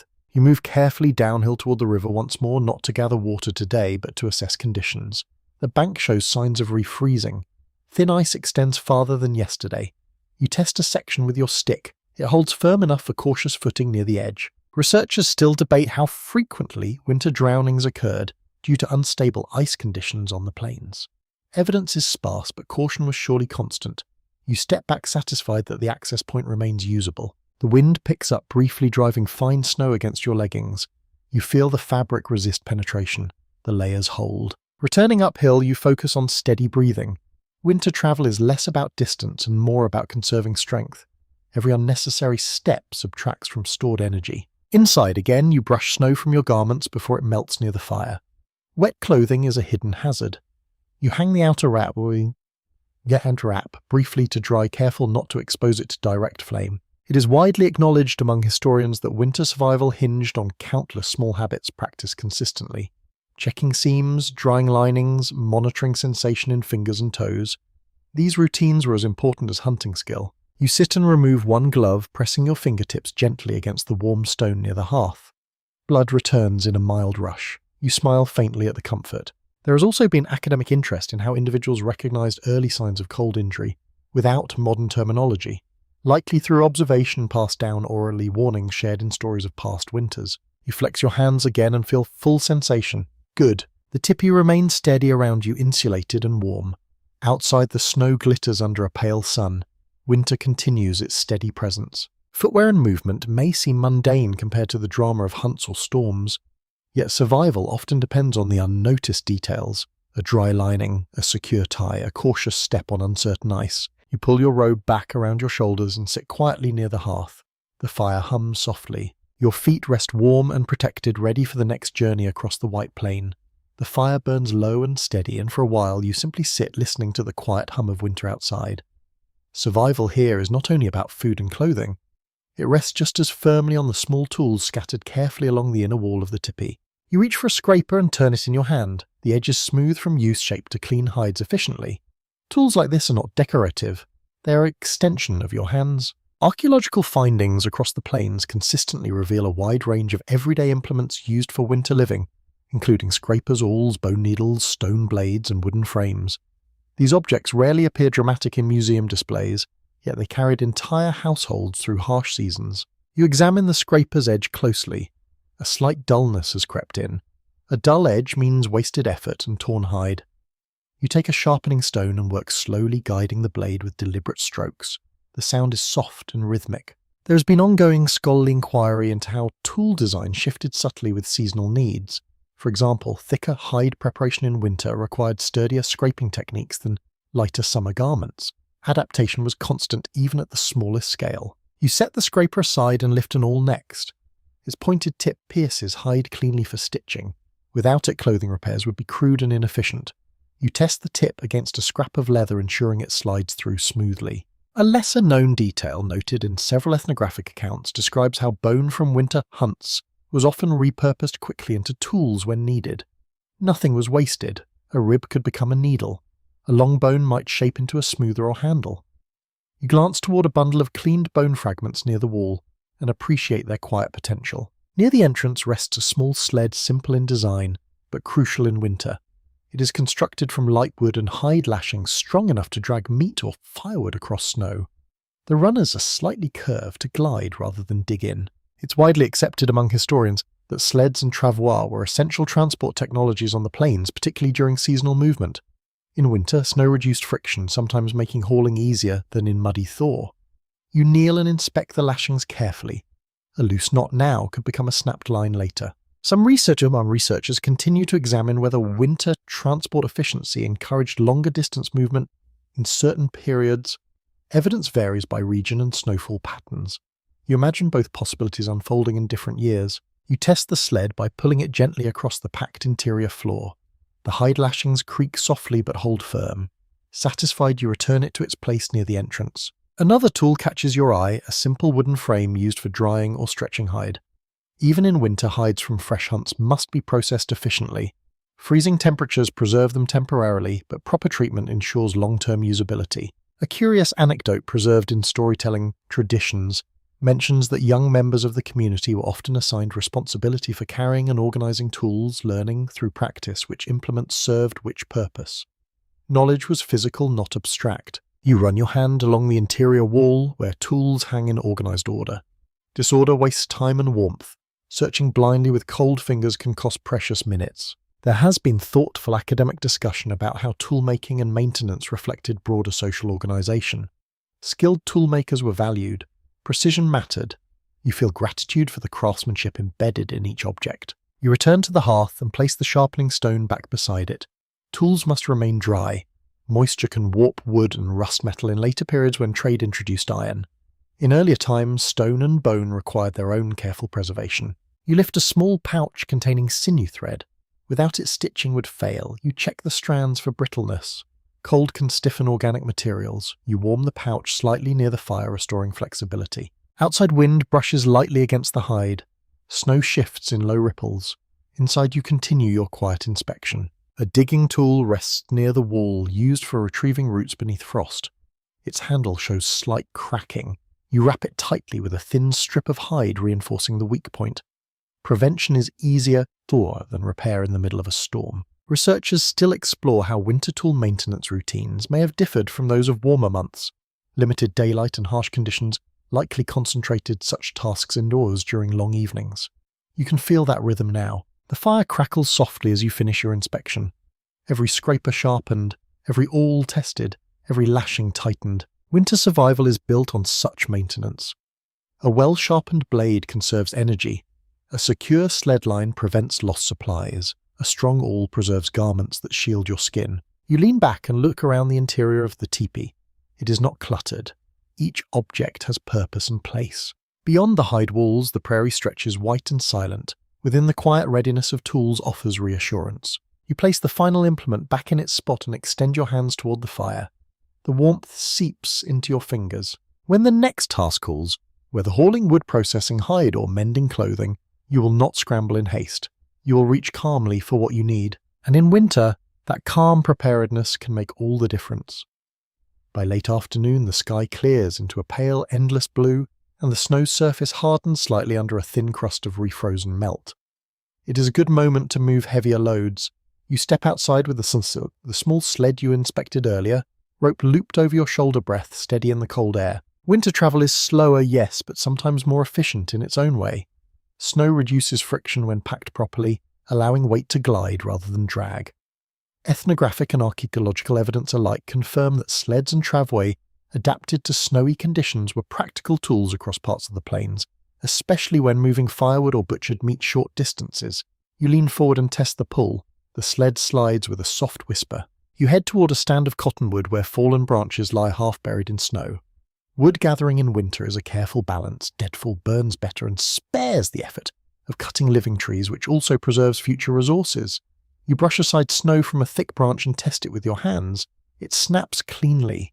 Good. Proposed that access to timber was a decisive factor in choosing seasonal camps, while others emphasized proximity to game. The reality likely shifted year by year, depending on snowfall and herd movement. You stack several branches onto the sled, arranging them so weight distributes evenly. Too much in one direction and the sled will tip in a drift. Too little and you waste a journey. Winter rewards balance. A small but intriguing detail recorded in oral histories suggests that some communities created lightly packed paths between frequently travelled points in camp, improving traction and reducing effort over time. You glance toward the faint trail leading back uphill and notice how the snow there is already more compact from repeated footsteps. The pull uphill tests your legs. Snow grips at your moccasins. You shorten your stride and lean forward slightly, using your body weight to guide the sled.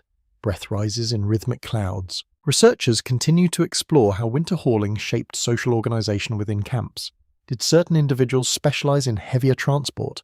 Were tasks distributed evenly? Accounts indicate cooperation rather than rigid hierarchy, especially when loads were substantial. At the crest of the rise, you pause to rest. The camp lies quiet beneath a pale sun. Thin threads of smoke drift upward from several teepees. You feel the subtle network of shared labor around you, even when alone in this moment. You resume pulling, guiding the sled to the entrance of your tipi. Inside, you stack the wood neatly near the wall, away from direct flame, yet close enough for easy access.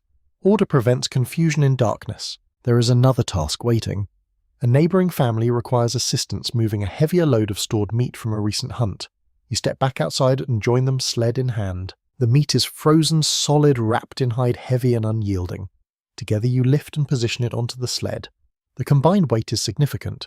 You coordinate silently, adjusting ropes and knots. It's widely recognised that winter survival on the plains depended heavily on communal cooperation. Sharing labour reduced individual strain and strengthened social bonds. You feel that principle embodied now as you lean forward with others and begin the slow pull.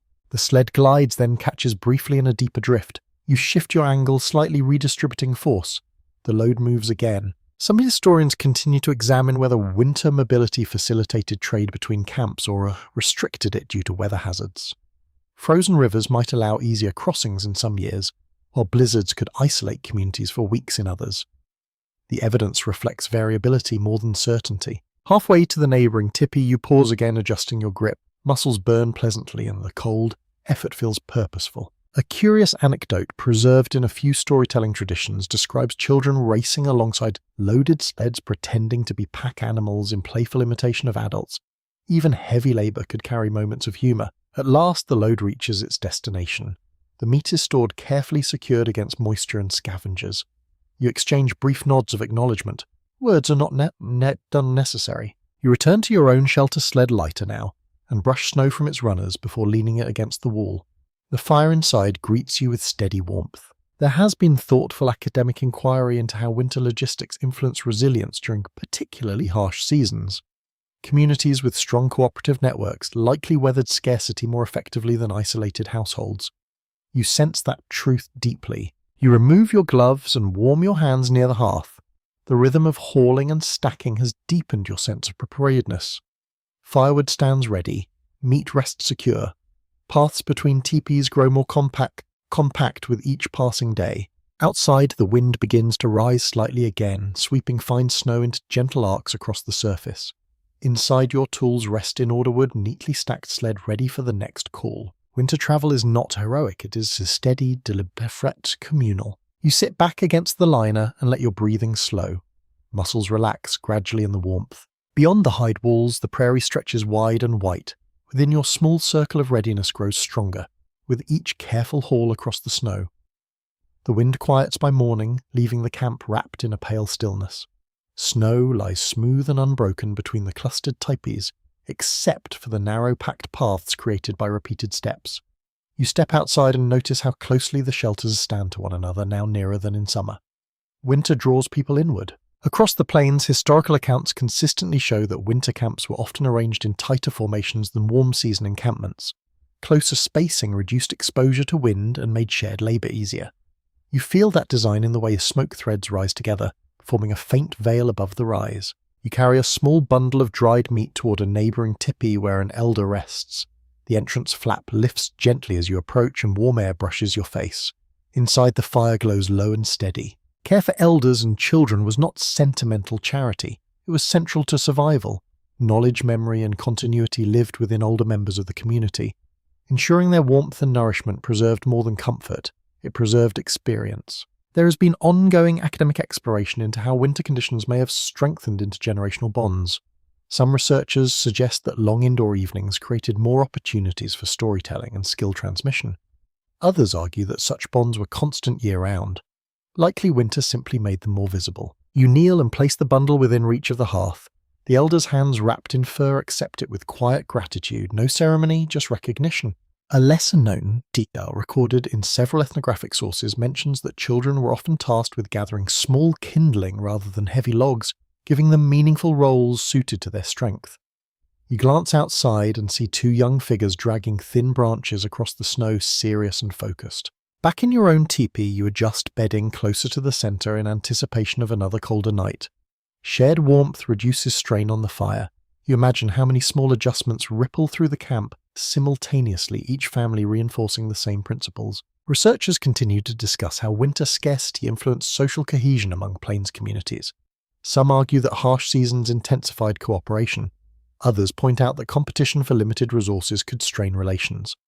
Evidence suggests both possibilities existed, shaped by leadership and circumstance. You step outside again and notice a mother guiding a child carefully across an icy patch near the river path. The lesson is gentle but firm. Walk with shorter steps, test the surface first. Winter becomes a teacher. The air smells faintly of wood smoke and cold water. The sky remains pale sunlight, reflecting harshly off snow. You shield your eyes briefly and scan the camp. Activity is steady but unhurried. Wood being stacked, hides being checked, tools being mended. A curious anecdote preserved in storytelling traditions tells of elders assigning winter riddles or small challenges to children during long evenings, encouraging problem-solving and patience. Such quiet mental exercises prepared young minds for practical responsibilities later. Inside your teepee, once more, you stir the fire and add a modest log. The warmth radiates outward gently. You sit and think about the web of tasks unfolding beyond your own shelter. It's widely accepted among historians that survival on the plains was fundamentally communal. Individual skill mattered, but collective resilience mattered more. In winter, especially, isolation was a liability. You recall the sled hauling yesterday, and the shared effort that moved heavy meat across snow. No one could have done it alone without exhausting themselves. There has been thoughtful, scholarly debate about how decision-making operated within winter camps. Were choices centralized under specific leaders, or distributed among respected voices? Oral histories suggest a combination of guidance and consensus shaped many decisions. A child's laughter drifts faintly from another tipi, then fades into the steady hush of wind. Even in winter, life does not become entirely solemn. You adjust the entrance flap carefully, ensuring it seals tightly as temperatures begin to dip again toward afternoon. The sun descends quickly this time of year, and preparation must stay ahead of it. You sit back and run your hands over the thick fur lining of your robe. Warmth gathers around you, amplified by the presence of others nearby. Though each family occupies its own space, the camp feels unified. Outside, smoke continues its slow rise. Snow remains undisturbed except for purposeful tracks connecting one shelter to another. Winter survival within a simple teepee does not occur in isolation.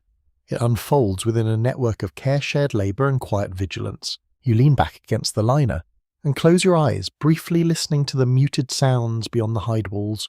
Footsteps, a distant murmur of conversation, the soft chop of splitting wood. In this close arrangement of teepees, you are never truly alone against the cold. The season presses on all of you equally, and in that shared pressure bonds tighten. The fire hums gently at the centre, Outside, the white prairie stretches wide. Within this small circle of warmth, you feel the steady presence of community surrounding you, like another layer of insulation. The cold settles deeper over the next few days, not in a dramatic plunge, but in a steady tightening that you feel in your throat when you breathe too quickly. Inside the teepee, the fire continues its patient work, yet winter brings challenges beyond hunger and frost. It brings illness. You wake one morning to the faint sound of coughing from a neighbouring shelter. The air inside your own teepee feels slightly drier than usual. Smoke irritation can linger in confined spaces, especially during long stretches when flaps cannot be opened widely due to wind. It's widely recognised in historical and ethnographic research that respiratory discomfort was a common winter issue in smoke-heated dwellings across many cultures, including plains communities. Managing airflow was essential not only for warmth but for health. You glance upward and adjust the smoke flaps, slightly testing the draft. The movement shifts the air subtly. Smoke thins and rises more cleanly. A balance must be struck. Too much ventilation and warmth escapes. Too little and lungs suffer. There has been thoughtful scholarly discussion about how winter sickness was interpreted and treated within indigenous knowledge systems. Some researchers emphasize the practical use of plant-based remedies. Others highlight the role of spiritual and communal care in healing practices. The evidence suggests both physical and cultural responses intertwined. You reach for a small bundle of dried herbs stored carefully along the liner. Certain aromatic plants were traditionally burned or steeped to ease congestion and soothe irritation. You crumble a few leaves gently into a small pot of warm water near the fire. Steam rises with a sharper, fresher scent. A lesser-known detail mentioned in several oral traditions describes the use of heated stones placed in water infused with herbs to create a kind of gentle steam treatment within the teepee. You add a warm stone to the pot carefully and watch vapour curl upward. The air shifts slightly, carrying the herbal note through the space. Outside, wind presses faintly against the hide, but the interior remains calm. You inhale slowly, feeling the moisture ease dryness in your throat. Researchers continue to explore how winter nutrition influenced immune resilience. Diets rich in fat and preserved protein sustained energy, yet limited fresh plant intake may have affected overall health in prolonged winters. The roots and berries you gathered earlier seem even more valuable now. You step outside briefly and carry a small portion of warm broth to the neighbouring teepee where coughing continues. Inside, a child sits wrapped in fur eyes, tired but alert. The fire burns steadily at the centre. Care for the ill was never isolated. It belonged to the community. You offer the broth and encourage slow sips. Warm liquid soothes both body and spirit. There has been ongoing academic debate about how epidemics introduced later through contact-altered winter vulnerability dramatically. Before such disruptions, communities relied on accumulated practical knowledge to manage seasonal illness. You sense the fragility of that balance. Returning to your own shelter, you tend the fire once more. The liner holds warmth gently. You wipe a thin layer of condensation from the interior surface, preventing moisture buildup that can chill the air. A curious anecdote preserved in storytelling tradition speaks of elders listening carefully to the tone of a cough to judge its severity. A dry, sharp sound meant one thing, a deeper rumble meant another. Such attentive listening replaced formal medical tools. You sit quietly and observe your own breathing. The air feels balanced now, not overly smoky, not too dry. It is well understood among historians that winter living demanded constant micro-adjustments to interior climate. Fire-size flap angle bedding arrangement. Health depended on these details. You prepare another small infusion of herbs and set it aside. Prevention is as important as treatment. Outside, snowdrifts shift in low waves under the afternoon wind. The sky remains pale and distant. Inside, the teepee becomes not only shelter but infirmary when needed. Warmth, steam broth, and attentive care form the quiet foundation of winter healing. You lean back against the liner and listen to the steady crackle of wood. The coughing from next door has softened slightly. There has been thoughtful research into how winter confinement may have intensified both stress and mutual support within camps. Close quarters amplify every sound, every discomfort. They also amplify compassion. You add a small piece of wood to the hearth and watch the flame respond gently. The herbal steam continues to drift upward. Winter illness does not always arrive with drama. It often creeps in quietly, carried by dry air and fatigue, but steady attention can keep it from deepening. You wrap your robe closer around your shoulders and breathe slowly, grateful for the subtle systems you have learned to manage. Beyond the hide walls, cold stretches across the prairie. Within, warmth and care hold steady. And as the afternoon light fades into early dusk, the rhythm of tending fire and breath continues calm and deliberate. By late afternoon, the sky thickens into a dull grey, and the wind begins to move with more intention. You feel it first as a low vibration through the hide, a faint tremor rather than a sound. Storm days announce themselves quietly at the start. You step outside and study the horizon. Snow lifts in thin veils far off to the west, skimming across the plain like drifting smoke. The air smells sharper now, metallic and dry. You know this pattern. A blizzard may be forming. It is well established in historical records as that winter storms on the plains could arrive swiftly and with little shelter available beyond what people carried or built themselves. The open terrain offered few natural barriers. Preparation had to anticipate sudden change. You return inside and begin reinforcing small details. The entrance flap is secured tightly, extra hide layered across the lower edge. You check the liner ties again, ensuring they remain firm. A storm will test every seam. There has been considerable scholarly discussion about how winter storms influence camp organization and emergency response. Some researchers suggest families gathered temporarily into fewer shelters during extreme blizzards to conserve heat. Others propose that each teepee functioned independently and less damage occurred. Evidence reflects both practices in different contexts. You add a modest supply of wood closer to the hearth so you will not need to step outside once wind intensifies. The sled is pulled fully inside the shelter's edge. Tools are secured along the wall. A lesser-known detail found in several ethnographic descriptions notes that snow itself could be packed deliberately around the base of a teepee ahead of a storm to improve insulation and reduce drafts. You step outside briefly and press additional snow along the windward side, smoothing it with your hands before retreating inside. The first strong gust strikes moments later. The hide shudders but holds.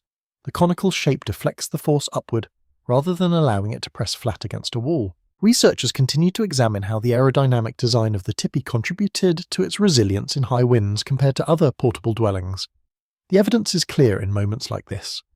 The structure flexes but does not collapse. Inside you keep the fire modest but steady.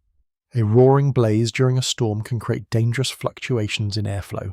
Balance matters. Snow begins to strike the hide in sharper bursts, a soft rattling that grows gradually louder. The sound becomes constant like distant applause. You sit near the hearth and listen. Storm days demand patience. Venturing outside during whiteout conditions risks disorientation. The world beyond the hide will soon blur into indistinguishable shapes. A curious anecdote preserved in storytelling traditions speaks of elders teaching children to measure storm strength by the sound of wind through the smoke flaps rather than by sight.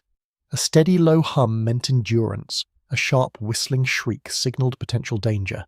You tilt your head and listen now. The sound remains strong but not piercing. There has been thoughtful academic exploration into how blizzards shaped winter mortality rates historically. Severe storms could isolate camps for days, limiting access to water or game, yet careful preparation reduced vulnerability significantly. You stir the embers gently and add a single log. Warmth spreads steadily outward. The liner glows faintly in firelight, absorbing the storm's violence. Snow accumulates quickly against the lower walls. You resist the urge to check constantly. Too frequent opening of the flap will invite drafts and swirling snow inside. The wind intensifies briefly, pushing against the structure with a low roar. You feel the poles strain slightly, then settle back. Trust in design steadies your breath. Inside the confined space sounds magnify. The crackle of fire, the hiss of wind through the smoke opening, the faint shifting of snow sliding down the outer hide. It's widely recognized by historians that winter storms reinforce the importance of strong community bonds. After blizzards, families often checked one another's shelters to ensure no damage or injury occurred. You imagine that ritual unfolding once this storm passes. There has also been scholarly debate about whether winter storms influence spiritual interpretations of nature's power within plains cosmology. Some evidence suggests storms were viewed as expressions of powerful forces deserving respect rather than fear alone. The light fades early under heavy cloud. Inside the fire casts steady amber patterns across the interior walls. You wrap your robe tightly and settle closer to the center warmth. Outside, the world becomes indistinct. Snow and sky blend into one shifting veil. Wind howls steadily now, but the teepee remains anchored, snowbanking naturally along its base. Storm days are about stillness, about trusting preparation, about letting the season spend its force while you conserve yours. You breathe slowly, listening to the storm's rhythm. It rises and falls in waves, then rises again. Within this cone of poles and hide reinforced and sealed, you wait calmly. The world beyond may be wild and unyielding, but inside warmth persists, and so you sit with the storm steady and patient until it chooses to move on. The storm lingers through the night, then gradually loosens its grip by morning. When you wake, the world outside is silent in a way that feels almost sacred. Snow lies deep and unbroken, smoothing every contour of the prairie into gentle curves. The air inside the teepee is warm but heavy with the stillness of confinement. Storm days stretch time, movement is limited, tasks shrink inward. This is when the mind needs tending as much as the body. It's broadly accepted by historians that winter on the plains was not simply a physical challenge, but a psychological one. Long nights, reduced travel, and close quarters required steady emotional balance. You feel that quiet pressure now, not sharp but persistent. You stir the fire gently and sit back against the liner. The camp remains hushed. No one ventures far yet. Snowdrifts must settle before paths are cleared. There has been ongoing scholarly reflection on how winter storytelling functioned as both entertainment and education in many indigenous societies. Some researchers suggest that certain stories were told only in winter, when insects and other seasonal elements would not be disturbed by their telling. The evidence varies across nations, but the pattern appears in multiple traditions. You close your eyes briefly and imagine a voice rising softly in the teepee air, recounting tales of animals who outwitted the cold of tricksters, who learned humility of ancestors who endured harsher storms than this one. Story becomes insulation of a different kind. A small but intriguing detail recorded in several oral histories describes winter games played quietly indoors involving riddles or memory challenges that sharpened attention. Children would lean forward, eagerly, trying to solve puzzles posed by elders. You can almost hear the suppressed giggles as someone guesses incorrectly. The fire crackles steadily. Outside, sunlight begins to reflect more brightly off the fresh snow flooding the interior, with diffused glow through the smoke opening.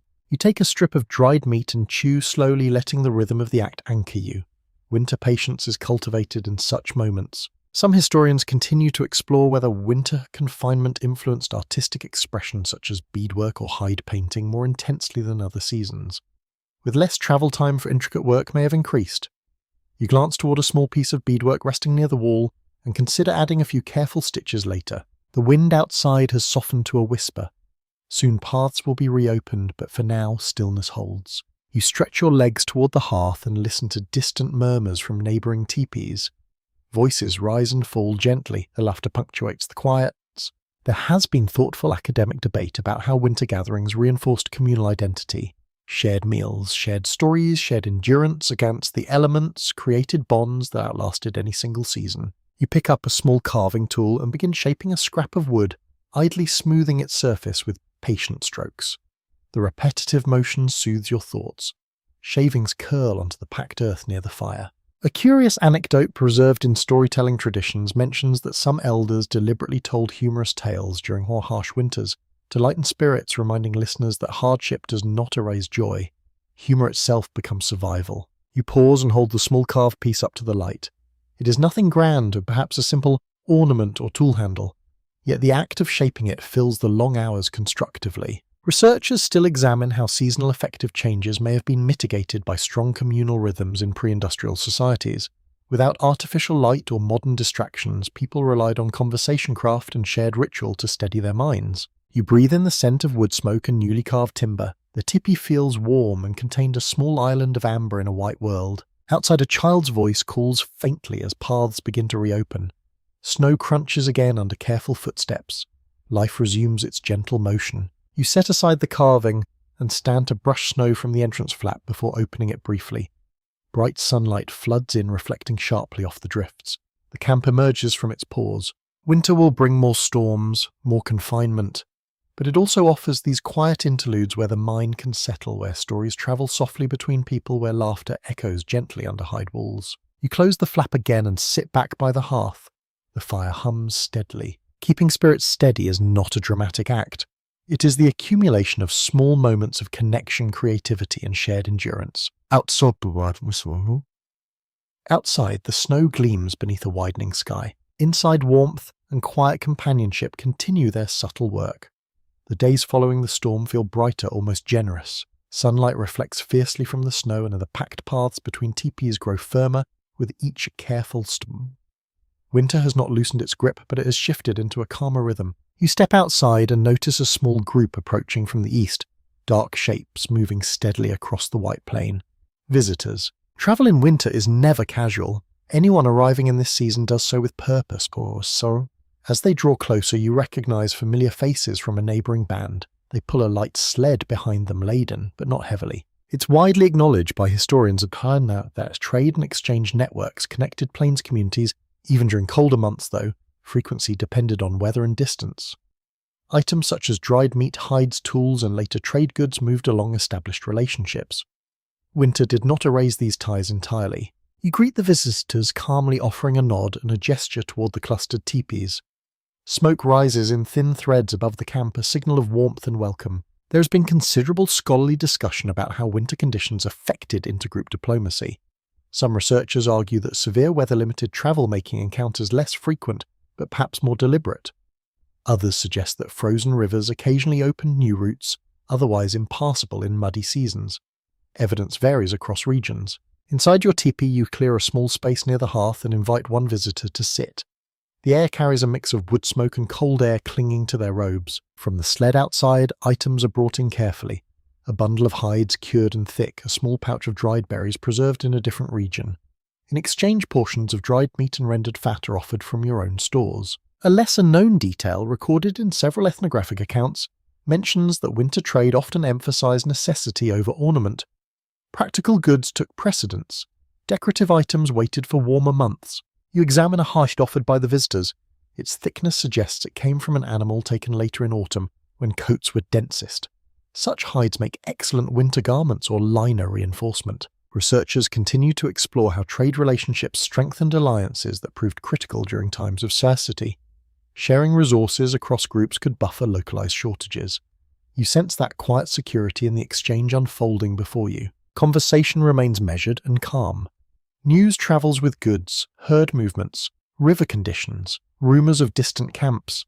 Winter narrows horizons physically but not socially. A curious anecdote preserved in storytelling traditions describes traders warming their hands together over shared fires before discussing exchanges symbolizing mutual reliance. You extend your palms toward the hearth alongside your visitor and feel the warmth spread evenly between you. Outside, others assist in unloading the sled. Snow crunches under boots. A child watches from a short distance, absorbing the ritual of exchange. It's broadly accepted that reciprocity formed the backbone of many plains economic relationships. Giving and receiving were intertwined, reinforcing bonds rather than merely transferring goods. There has also been academic debate about how later trade with European settlers altered these winter exchanges, introducing new materials that shifted priorities. Metal tools, cloth, and firearms eventually changed patterns of winter preparation significantly. But in this moment, the exchange remains rooted in shared environmental needs. You offer a small portion of freshly prepared stew to your guest. Hospitality strengthens trust. The visitor describes river ice conditions farther east, thicker than here. Travel slower. Such information is valuable. Winter survival depends on knowledge as much as supplies. You glance toward the stacked wood and secured bundles along your liner. The addition of new hides and berries extends your margins slightly. Not abundance, but comfort. After some time, the visitors prepare to depart, their sled lighter in one sense and heavier in another. They carry with them portions of your provisions and news of your camp's well-being. You step outside to watch them disappear gradually across the bright plain. Their figures shrink against the vast white landscape until they blend with the horizon. Winter exchange is quiet, deliberate, essential. You return inside and examine the newly acquired hides more closely. Their texture feels promising. Perhaps one will become an additional liner layer if the cold deepens further. There has been thoughtful, scholarly reflection on how winter trade reinforced social cohesion beyond immediate kin groups. Shared vulnerability encouraged demand cooperation across distances, or the fire crackles softly as you settle back into your place near the hearth.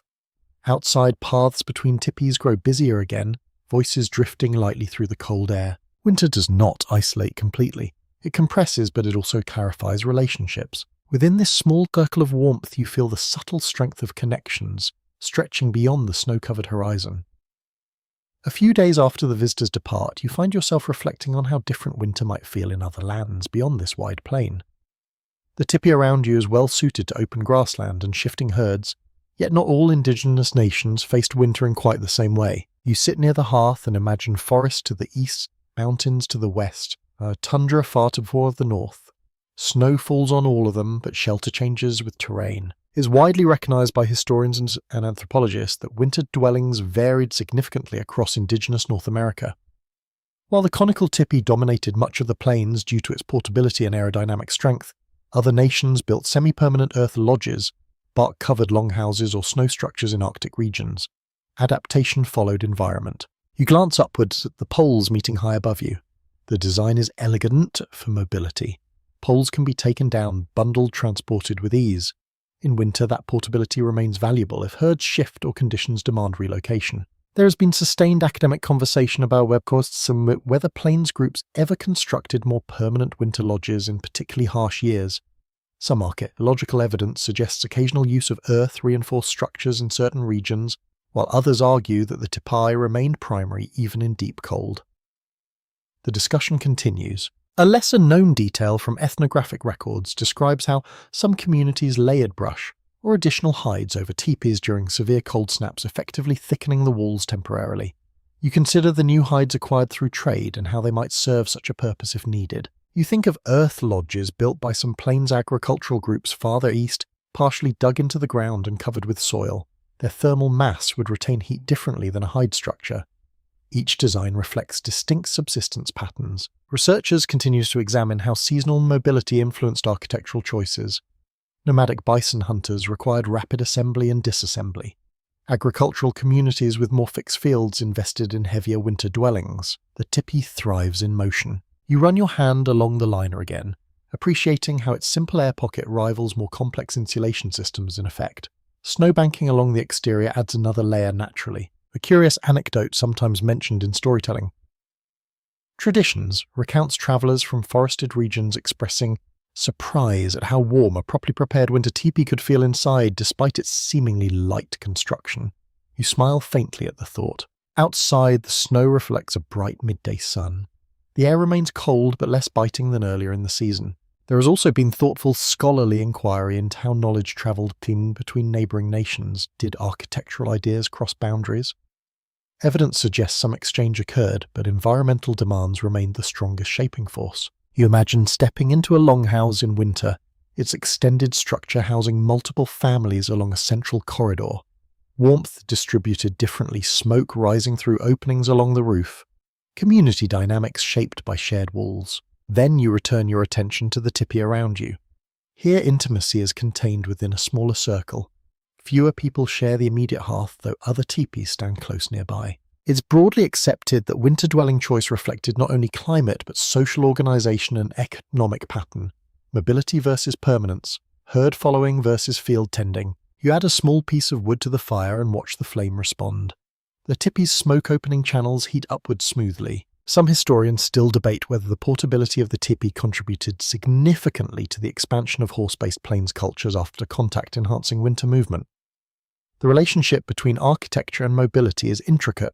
You lean back and consider how this simple structure balances vulnerability and resilience. Hide walls are thin compared to earth, yet flexibility allows survival in strong wind that might crack rigid walls. Outside, you hear a faint chop of wood from another shelter. The camp hums with quiet activity again. Winter on the plains demands a dwelling that travels when needed, breathes with the wind, and can be reinforced quickly. The tipi answers those demands elegantly. You feel gratitude for the accumulated generations of design knowledge embodied in its poles and seams. Though other nations survive winter differently, each method reflects deep understanding of place. Here in this conical shelter rising from packed snow, you feel the logic of open grassland winters. Portable yet sturdy, simple yet refined. The fire continues its steady glow. The liner holds warmth gently. Beyond the hide walls, the prairie stretches white and immense. Within your winter home stands balance between movement and shelter shaped perfectly for the land it inhabits. The days grow subtly longer, though winter still holds the land in its pale grip. Light lingers just a little more at dusk, and you notice the change even if the cold remains steady. Within the tipi, life follows its rhythm of tending fire, preparing food, mending tools. Yet there are moments when the practical gives way to something quieter and deeper. You sit near the hearth as evening settles, the smoke rising in a thin, steady column. Outside, the snow glows faintly under a rising moon. Inside, the air feels warm and contained. It's widely recognised that winter often carried ceremonial meaning among many indigenous nations of the plains. Certain gathering songs or spiritual observances took place during colder months when travel slowed and communities remained clustered together. Winter was not only endured, it was interpreted. You adjust your robe and listen as a neighbouring voice begins a low song carried gently through the hide walls. The melody is steady and unhurried, rising and falling like breath. You do not understand every word, but you feel its weight. There has been sustained scholarly discussion about how winter ceremonies reinforced communal identity during times of environmental stress. Some researchers suggest that ritual provided emotional stability when resources were uncertain. Others emphasize its continuity throughout the year regardless of season. The interpretations vary, yet the presence of meaning remains clear. You close your eyes briefly and let the sound settle in your chest. The fire crackles softly in accompaniment. A lesser-known detail found in several oral traditions describes how certain stories or sacred narratives were reserved specifically for winter telling. Insects slept beneath frost, and the quiet air was considered appropriate for recounting powerful tales. The boundary between practical survival and spiritual reflection softened in these months. You lean forward and add a small piece of wood to the hearth. Flame brightens, illuminating the inner liner in warm tones. Shadows dance along the poles above. Researchers continue to explore how seasonal cycles shaped cosmology on the plains. Winter represented endurance, patience, and sometimes transformation. Snow covered the land, but also prepared it for renewal. You remember the storm days earlier in the season when wind roared and snow blinded the horizon. In that chaos, the teepee held steady. Now in calm, you feel gratitude not only for shelter, but for continuity. Another voice joins the song outside, harmonizing softly.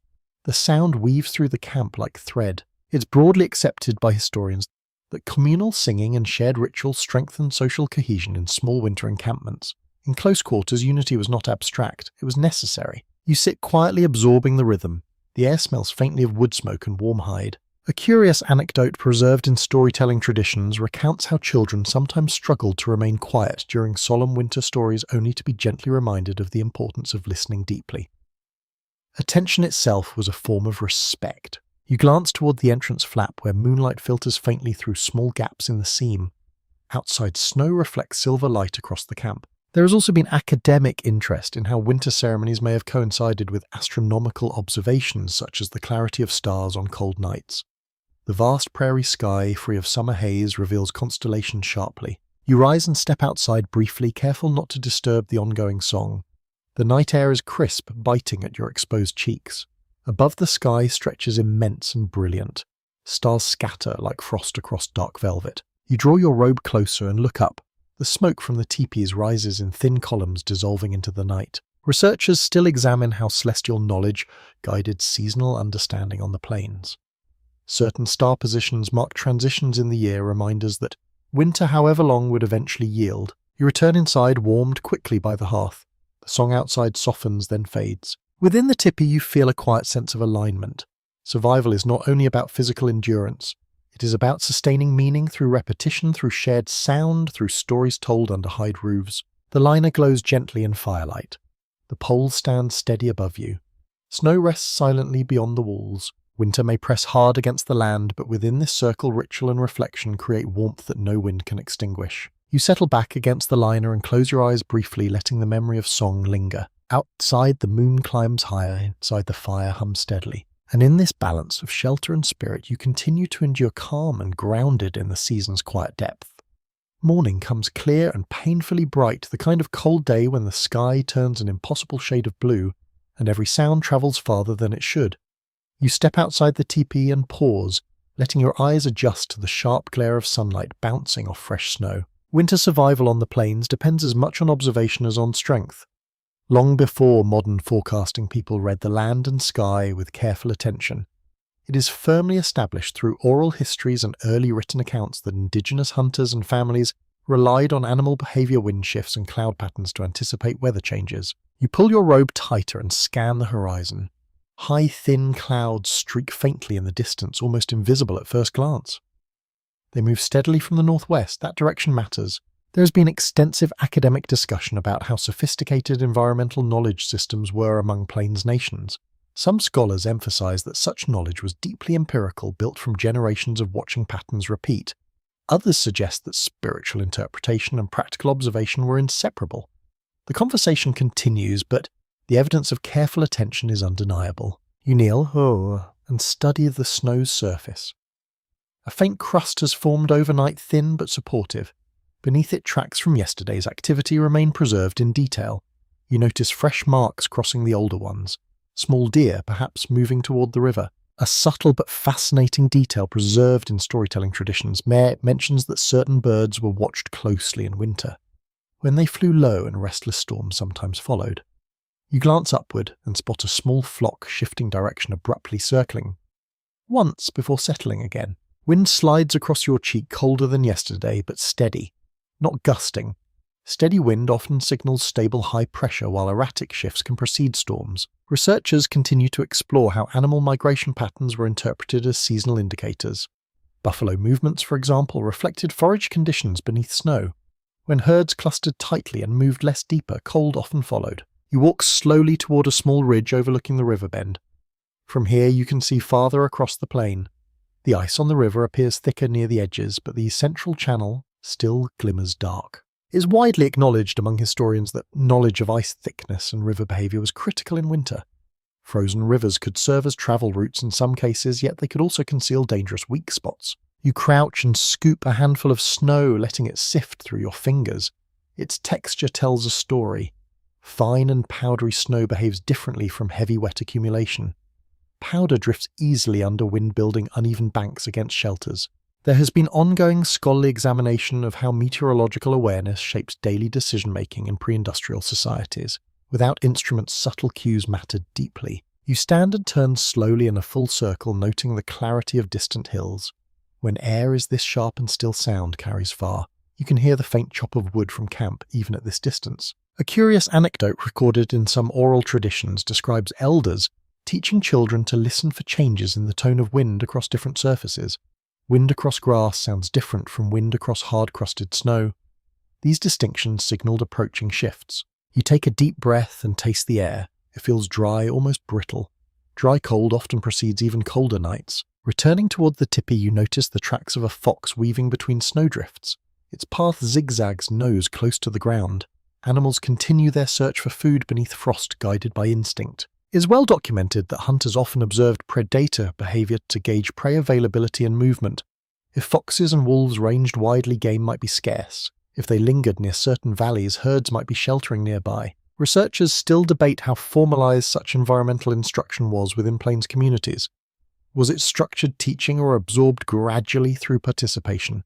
Likely both processes work together seamlessly. You pause near the entrance of your shelter and look back at the wide horizon. The high, thin clouds have shifted slightly closer. Wind remains steady. Inside, you add a modest log to the fire and adjust the smoke flaps a fraction, anticipating cooler air later. Preparation follows observation. Winter here is not random chaos. It follows patterns, though sometimes harsh ones. Those who survive longest are those who read its language fluently. You sit near the hearth and reflect on the subtle signs you noticed this morning. Bird flight, wind direction, snow texture, animal tracks. Beyond the hide walls, the prairie stretches immense and exposed. Within your shelter stands ready. Knowledge of animals and weather signs becomes a quiet shield. Not perfect protection, but guidance. You extend your hands toward the fire and let warmth seep into your palms. Outside, the sky remains clear, yet you know change may be gathering beyond the horizon. And in that awareness, calm and attentive, you prepare for whatever winter chooses to bring next. As the season deepens, you become more aware of how much life unfolds within the small circle of the teepee. Outside, the prairie remains vast and silent, but inside, every movement carries weight. Close quarters require more than warmth. They require patience. You sit near the hearth, watching the flame pulse gently against the liner. The interior space is not large. Poles rise around you in a tight circle, hides forming curved walls that feel both protective and intimate. It's well established in historical research that the tipi functioned not only as shelter, but as a social space shaped by clear, though often unspoken etiquette. Seating positions, storage areas, and the placement of belongings followed patterns understood by those within the community. Order prevented friction. You shift slightly to make room as another family member enters, brushing snow from their robe before stepping fully inside. That simple act matters. Snow melts quickly near the fire and dampens the ground if left unchecked. There has been sustained academic discussion about how social harmony was maintained during long winters, when families spent extended hours in confined spaces. Some researchers emphasize the role of elders in guiding behavior. Others point to the quiet authority of custom and shared expectation. You reach for a small bundle and adjust its position along the liner. Storage is deliberate. Tools hang in designated spots. Food rests away from direct heat, bedding aligns toward the center. A lesser-known detail noted in several ethnographic accounts mentions that the doorway area often served as a transitional space where outer garments were shaken free of snow before entering fully. This simple habit preserved interior dryness. The fire crackles softly as conversation begins. Voices remain low. Loudness in a confined shelter magnifies quickly. You listen as someone recounts a brief observation from the river that morning. Ice thickening steadily. No urgency, just information shared. Researchers continues to explore how communication patterns evolved in such close environments. Subtle cues replaced formal announcements. A glance, a shift in tone, a raised eyebrow conveyed meaning. You take a strip of dried meat and offer it across the circle. Sharing is routine, not ceremonial. It is widely recognized that winter living heightened awareness of personal boundaries and communal needs. A misplaced tool, a careless ember, a neglected seam could affect everyone inside. You notice how the smoke from the hearth drifts upward in a smooth column. The flap adjustment earlier holds steady. There has also been thoughtful scholarly examination of gendered space within tipis during winter. Certain areas may have been associated with specific roles or tasks, though. Interpretations vary across nations and periods. Evidence suggests flexibility shaped by family structure. A curious anecdote preserved in storytelling traditions describes how children were gently corrected for placing objects out of order, learning spatial awareness through repetition. Such lessons fostered responsibility. You stretch your legs towards the fire and feel warmth creep through the layered hides beneath you. The liner reflects heat evenly across the interior. Outside wind moves faintly across snow. Inside the sound is muted, softened by the curved walls. Close quarters means small irritations can grow if unattended. You practice restraint in minor discomforts, a robe brushing your elbow, a shift in seating. Winter invites mindfulness. Researchers still debate whether prolonged winter confinement strengthened conflict resolution skills within small communities. Living in such proximity required negotiation and patience. You glance toward the entrance flap as someone prepares to step out. They pause, adjusting their hood and gloves carefully before lifting the hide. Cold air slips in briefly, then disappears as the flap falls closed again. The temperature inside stabilizes quickly. It's broadly accepted among historians that the tipis design fostered both privacy and collective presence. Though each family unit occupied its own shelter, the circular interior emphasized shared space over rigid separation. You lean back against the liner and allow your breathing to slow. The fire's glow casts soft amber light across familiar faces. Beyond the walls, winter stretches indifferent and immense. Within the social fabric holds tight. You realize that survival here depends not only on food stores and warm robes, but on the subtle choreography of living together gracefully. The tipi is more than poles and hide. It's a vessel for cooperation, for quiet understanding, for shared endurance. You close your eyes briefly, listening to the steady crackle of wood and the low murmur of conversation. Outside, snow glitters beneath pale sky. Inside, warmth and etiquette weave together, holding winter at bay, one small, respectful gesture at a time. By now, winter feels less like an arrival and more like a long companion who has settled in without asking permission. The days repeat in quiet cycles of tending, gathering, cooking, mending. Yet there are moments when you sense the edge of scarcity pressing closer. You sit near the hearth and untie one of the larger food bundles. The contents are not gone, but they are no longer abundant. The dried meat strips are fewer. The rendered fat vessel feels lighter in your hand. This is firmly established in historical research that late winter often proved the most difficult stretch for plains communities. Autumn stores thinned, hunting grew unpredictable in deep winter snow, and energy reserves ran low. Early winter preparation determined late winter endurance. You count silently, estimating how many days of steady portions remain. Calculation replaces comfort. There has been sustained academic debate about how frequently severe winter scarcity resulted in relocation or emergency measures. Some scholars argue that mobility remained possible even in harsh conditions, while others emphasize that deep snow and weak livestock limited movement.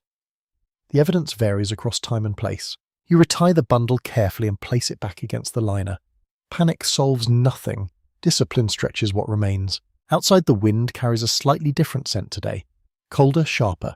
You notice fewer animal tracks near the river than last week. Herds may have shifted farther away. A lesser-known detail recorded in certain oral histories mentions that during particularly lean winters, families sometimes reduced fire size slightly to conserve both wood and appetite, spending more time resting to lower caloric demand. Energy management extended beyond food. You stir the embers gently and resist the urge to add an extra log. The warmth remains sufficient. Researchers continue to examine how resilience during lean seasons depended on prior social networks. Camps with strong trade ties and cooperative bonds weathered shortages more effectively than isolated groups. You think of the visitors who arrived earlier in the season and the exchanges made then. You rise and step outside to assess conditions. Snow crust cracks faintly beneath your weight. The sky remains pale, but clouds gather faintly in the distance. A fox crosses the plain at a brisk pace, ribs faintly visible beneath its fur. Even predators feel the tightening. It is widely acknowledged by historians that winter mortality among wildlife often increased late in the season, influencing hunting opportunities but also signaling environmental stress. You return inside and sit quietly, hands extended toward the hearth. Hunger at this stage is not dramatic. It is a persistent whisper. There has been thoughtful, scholarly inquiry into how communities interpreted hardship within broader seasonal cycles. Some traditions emphasized endurance as a test of balance. Others framed scarcity as part of natural rhythm rather than failure. You chew a small portion of dried meat, slowly making it last. The act is deliberate. A curious anecdote preserved in storytelling traditions describes elders reminding younger members that winter's hardest weeks often come just before its end, urging patience rather than despair. You hold that thought gently. You examine your clothing seams again, reinforcing a small tear before it widens. Maintaining what you have becomes even more critical when replacement resources are limited. Researchers still explore how decision-making shifted during scarcity. Did leaders alter hunting strategies? Did camps merge temporarily? Archaeological evidence hints at both possibilities in different contexts. You add a modest amount of melted fat to a pot of broth, stretching flavor and energy across a thinner meal. Steam rises faintly. Outside, the wind picks up, slightly sweeping fine snow across the surface in shallow arcs. It is broadly accepted among historians that winter demanded humility. Overconfidence could lead to disaster. Caution extended survival. You lean back against the liner and let your breathing steady. The fire hums softly. Late winter tests resolve more than early storms did. The novelty of snow has faded. Routine has hardened. Yet within this small shelter, discipline and cooperation remain intact. Wood stacks still line the wall. Tools hang ready. Community stands close. You close your eyes briefly and imagine the first subtle thaw that will come eventually. The shift in scent. The softening of crust. For now, though, you remain present in this lean stretch. Careful, measured. Winter narrows options, but it does not erase them. You open your eyes and add one small stick to the fire. Not more. Beyond the hide walls, the prairie stretches white and patient. Within, you continue to endure steady and unbroken through the hardest part of the season. Late winter sharpens your awareness of small advantages. When supplies thin and daylight lingers only a little longer than before, even modest improvements feel significant. You sit near the hearth and study the interior of the teepee with a practical eye. What can be adjusted? What can be refined? It is well documented that winter living encouraged continuous tinkering with shelter details. Plains families did not simply erect a teepee and leave it unchanged. They modified and adapted it as conditions evolved. You rise and run your hand along the inner liner. In one section near the north-facing side, you feel a faint draft that was not noticeable earlier in the season. Snowbanks outside have shifted slightly with wind. There has been sustained scholarly discussion about how incremental adjustments in traditional dwellings reflected a deep understanding of airflow dynamics. Rather than grand redesigns, families relied on small tweaks that compounded into meaningful comfort. You retrieve one of the newly traded hides from earlier in the season and drape it carefully along the drafty section, securing it with extra ties to the poles. The additional layer thickens the walls subtly. A lesser-known detail mentioned in several ethnographic accounts describes how some individuals angled their bedding slightly to follow the warmest air currents within the tipi, aligning sleep positions with airflow rather than with the doorway alone. You shift your bedding a few inches closer to the center, testing the effect. The fire responds gently as you add a small log. Warmth reflects more evenly against the reinforced wall. Researchers continue to explore how innovations often emerged quietly from necessity, rather than formal invention. Winter-forced experimentation. You kneel near the smoke flaps and adjust their angle again, responding to a subtle wind shift. Instead of opening them wider, you tilt them slightly to create a smoother draft channel. Smoke thins almost immediately. It is widely acknowledged among historians that smoke management within Tipis required attentive skill. A small change at the top altered the entire interior climate. You glance towards the ground near the entrance. Snow carried in on boots has begun to dampen a small patch of earth. You scrape it away gently and replace it with fresh dried grass, restoring insulation. There has been thoughtful academic inquiry into how seasonal problem-solving was transmitted through observation. Children watching adults adjust liners, pack snow reposition, bedding absorb these lessons unconsciously. A curious anecdote preserved in storytelling traditions tells of a family discovering that a slight overhang of hide at the base of the tipi reduced drifting snow accumulation significantly. Such small observations became shared wisdom. You test the sled runners again, rubbing a smooth stone along their underside to reduce friction. Snow has hardened unevenly outside. A smoother surface may ease the next hauling task. The air inside feels marginally warmer now, though the fire burns no larger than before. Efficiency has increased. Researchers still debate how much of traditional knowledge should be described as technology versus craft. The distinction feels artificial here. Every tie seam and flap adjustment is practical engineering. You sit back and consider another small refinement. The cooking pot sometimes tips slightly when stirred vigorously. You reposition 3 flat stones around the hearth to stabilize it more securely. Outside wind brushes the hide softly. Inside the liner rests thicker and more stable. It is broadly accepted that winter demanded flexibility. No setup remained perfect for months. Conditions shifted and so did solutions. You lean against the reinforced wall and feel the difference. The draft is gone. Warmth lingers more evenly. There has been continued scholarly reflection on how resilience in traditional societies often lay in adaptability rather than abundance. Small clever hacks, as you might call them now, extended comfort without extra resources. You smile faintly at the thought that someone centuries later might describe this as ingenuity, when in truth it feels like simple attentiveness.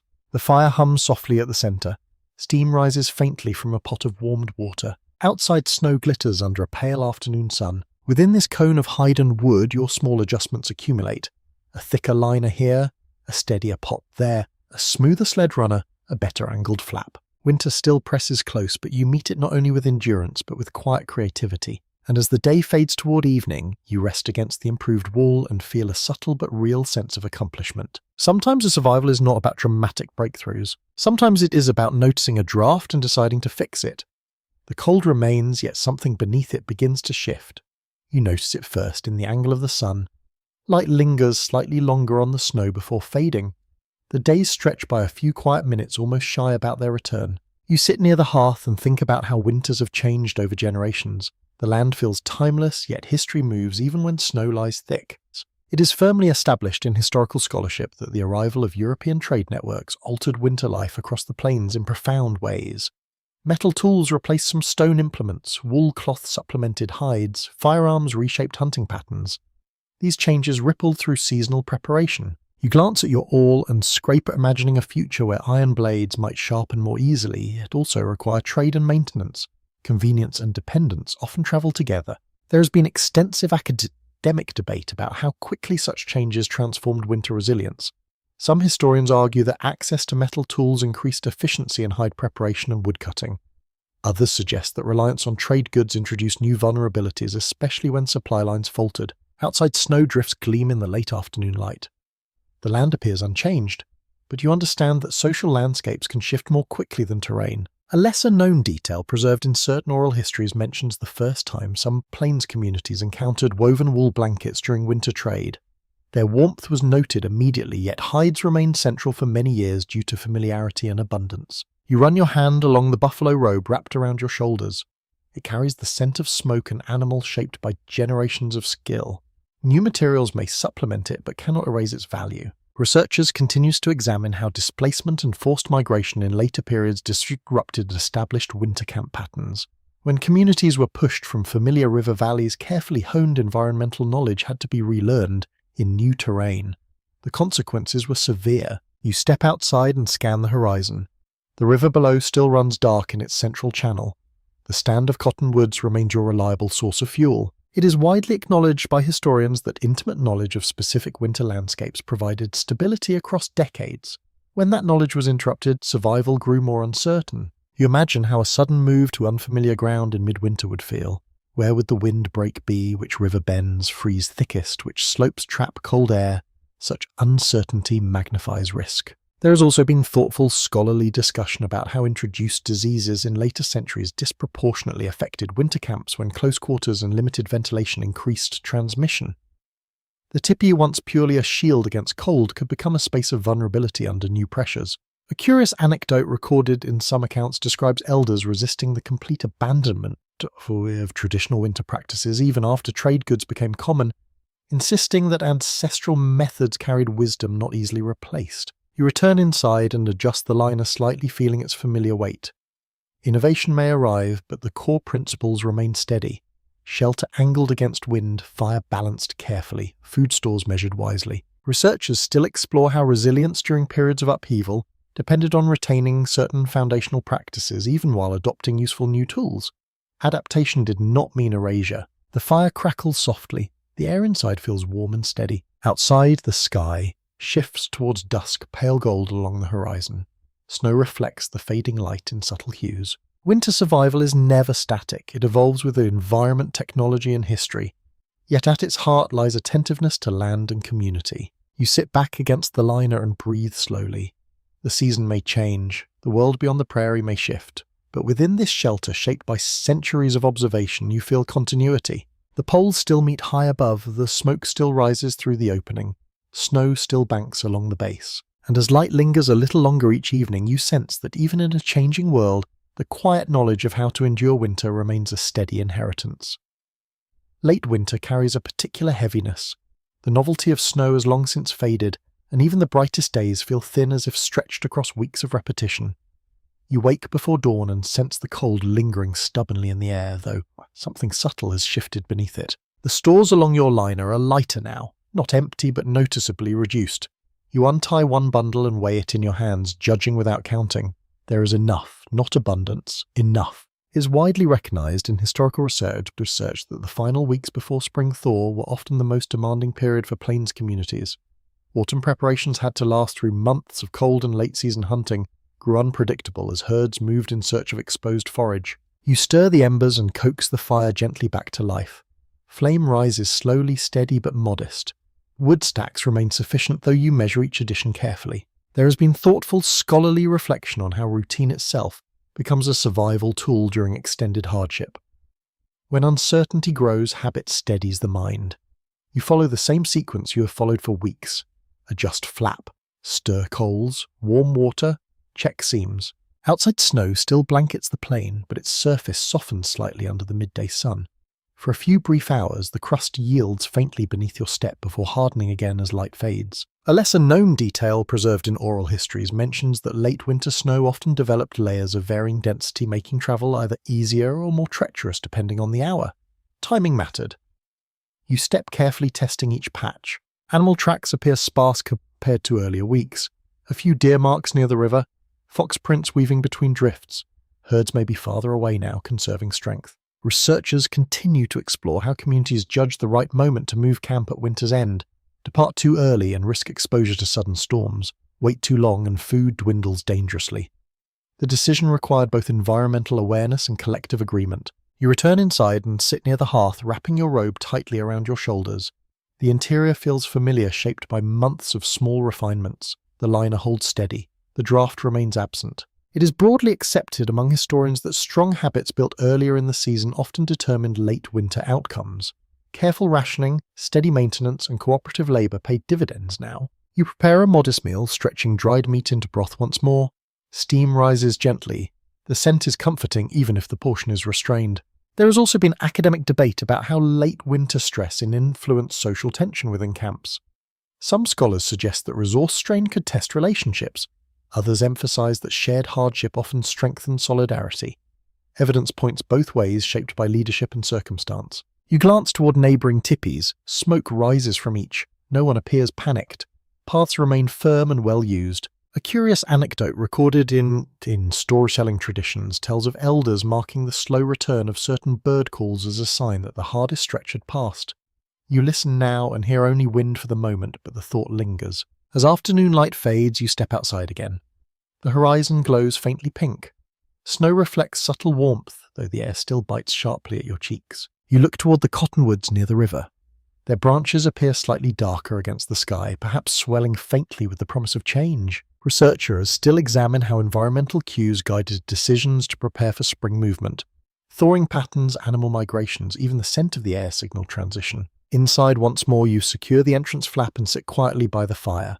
The warmth feels steady, reliable. Late winter demands patience above all else. It asks you to trust the preparations made months earlier, to believe that measured portions and steady habits will carry you through the final stretch. You run your hand along the reinforced liner and feel gratitude for the small adjustments made weeks ago. Each improvement extended comfort a little further. The fire hums softly at the center. Outside, the prairie remains white and immense. You close your eyes briefly and imagine the first true melt. The sound of dripping water from the Tipis edge. The scent of damp earth replacing dry frost. For now, though, you remain here balanced, carefully between scarcity and survival. The hardest weeks may linger, but they no longer feel endless. Within this cone of hide and wood discipline and quiet cooperation have carried you almost to the edge of spring. Morning arrives with a different quality of light. It is subtle at first, almost easy to dismiss, but you feel it before you fully see it. The air inside the teepee remains cold at dawn, yet there is a faint softness to it as though the edge has dulled slightly overnight. You sit up slowly listening. Instead of the brittle silence of deep freeze, you hear something new, a faint drip, then another. Snow along the lower edge of the teepee has begun to melt where sunlight touches it. It's well established in environmental histories of the plains that seasonal transition can happen gradually, with cycles of thaw and refreeze long before true spring settles in. These early thaws test patience. They promise change without delivering it fully. You rise and step toward the entrance, lifting the flap just enough to peer outside. The world remains white, but the surface has softened. Snow near the cottonwoods looks slightly sunken. Along the riverbank, patches of darker earth peek through where wind has stripped the cover thin. There has been sustained scholarly reflection on how indigenous communities mark the end of winter not by calendar dates, but by environmental signals. Lengthening daylight, returning bird calls, subtle shifts in animal movement. You breathe in deeply and notice the faint scent of dampness beneath the cold. A small but charming detail preserved in oral traditions describes children racing to find the first exposed blade of grass after long months of snow, celebrating it quietly as proof of the survival. You scan the slope carefully, though none appear yet. You step fully outside and feel the snow give slightly under your weight. It is heavier now, clinging to your moccasins rather than scattering powder. This means water is moving within it. Researchers continue to explore how early thaws influence decisions about breaking camp. Leave too soon and risk getting trapped by a final storm. Wait too long and travel becomes muddy and slow. The balance requires careful judgment. You walk toward the river and notice the ice has retreated slightly from the central channel. Water moves more confidently, carrying small fragments downstream. It is widely acknowledged by historians that river behavior served as one of the clearest indicators of seasonal transition. When ice broke consistently and current strengthened movement soon followed, you stand quietly and let sunlight warm your face. The wind still carries chill, but it lacks the deep bite of midwinter. Inside the tipi, the liner remains intact, the hearth steady. Months of preparation have held firm. There has been thoughtful academic conversation about Samu, how the psychological lift of approaching spring affected communities that had endured long winters. Relief mingled with caution. Memory of late-season storms tempered excitement. You return inside and begin small preparations for eventual movement. Tools are checked again, bundles retied securely, poles inspected for stress cracks. A curious anecdote found in storytelling traditions recounts elders warning against celebrating too early, reminding young ones that winter sometimes returns with one last fierce storm before surrendering fully. You glance at the sky, aware of that possibility. The fire crackles softly as you sit back and allow the moment to settle. Now the wind feels less like an adversary and more like a messenger. Snow drips steadily from the southern edge of the teepee, forming small clear beads that catch the light. You close your eyes briefly and breathe in the mixed scent of wood smoke and damp earth. It feels different, alive. It is broadly accepted among historians that spring movement marked not only a change in camp location, but a renewal of social and economic rhythm. Hunting patterns shifted. Trade routes reopened more fully. Travel widened horizons once again. For now, though, you remain here in this familiar circle. The winter you endured was not conquered by force. It was met with preparation, discipline, cooperation, and quiet ingenuity. Each layer of hide, each carefully banked ember, each measured meal, each repaired seam. Outside, the first true rivulet of meltwater threads through the snow near the entrance. You sit closer to the hearth, not because you need more warmth, but because you savor its presence. The fire carried you through the darkest nights. Soon it will burn less urgently. The drip continues outside, steady and rhythmic. Your breathing slows. The air feels gentler. The hide walls seem lighter somehow. Winter loosens its hold, not with a dramatic flourish, but with small releases. A softened crust, a louder river, a longer dusk. You lean back against the liner one last time, feeling the memory of cold in your bones, but also the memory of endurance. The fire hums quietly. Outside light lingers just a little longer, and within this cone of wood and hide you rest in the quiet knowledge that you have made it through. Now as the season begins its gentle turn, let your thoughts soften too. Imagine the snow continuing to melt in slow patient drops. Hear the river's voice growing steadier each day. Feel the warmth of the hearth fading into memory, replaced gradually by sunlight that does not need fling. Feel kind. Picture yourself lying back on thick robes, the scent of smoke lingering faintly in the air, but no longer urgent. The wind outside is calm and the prairie once hard and white will soon reveal muted browns and then hesitant greens. Let the rhythm of winter fade the way the embers fade at night, glowing softly before settling into quiet warmth.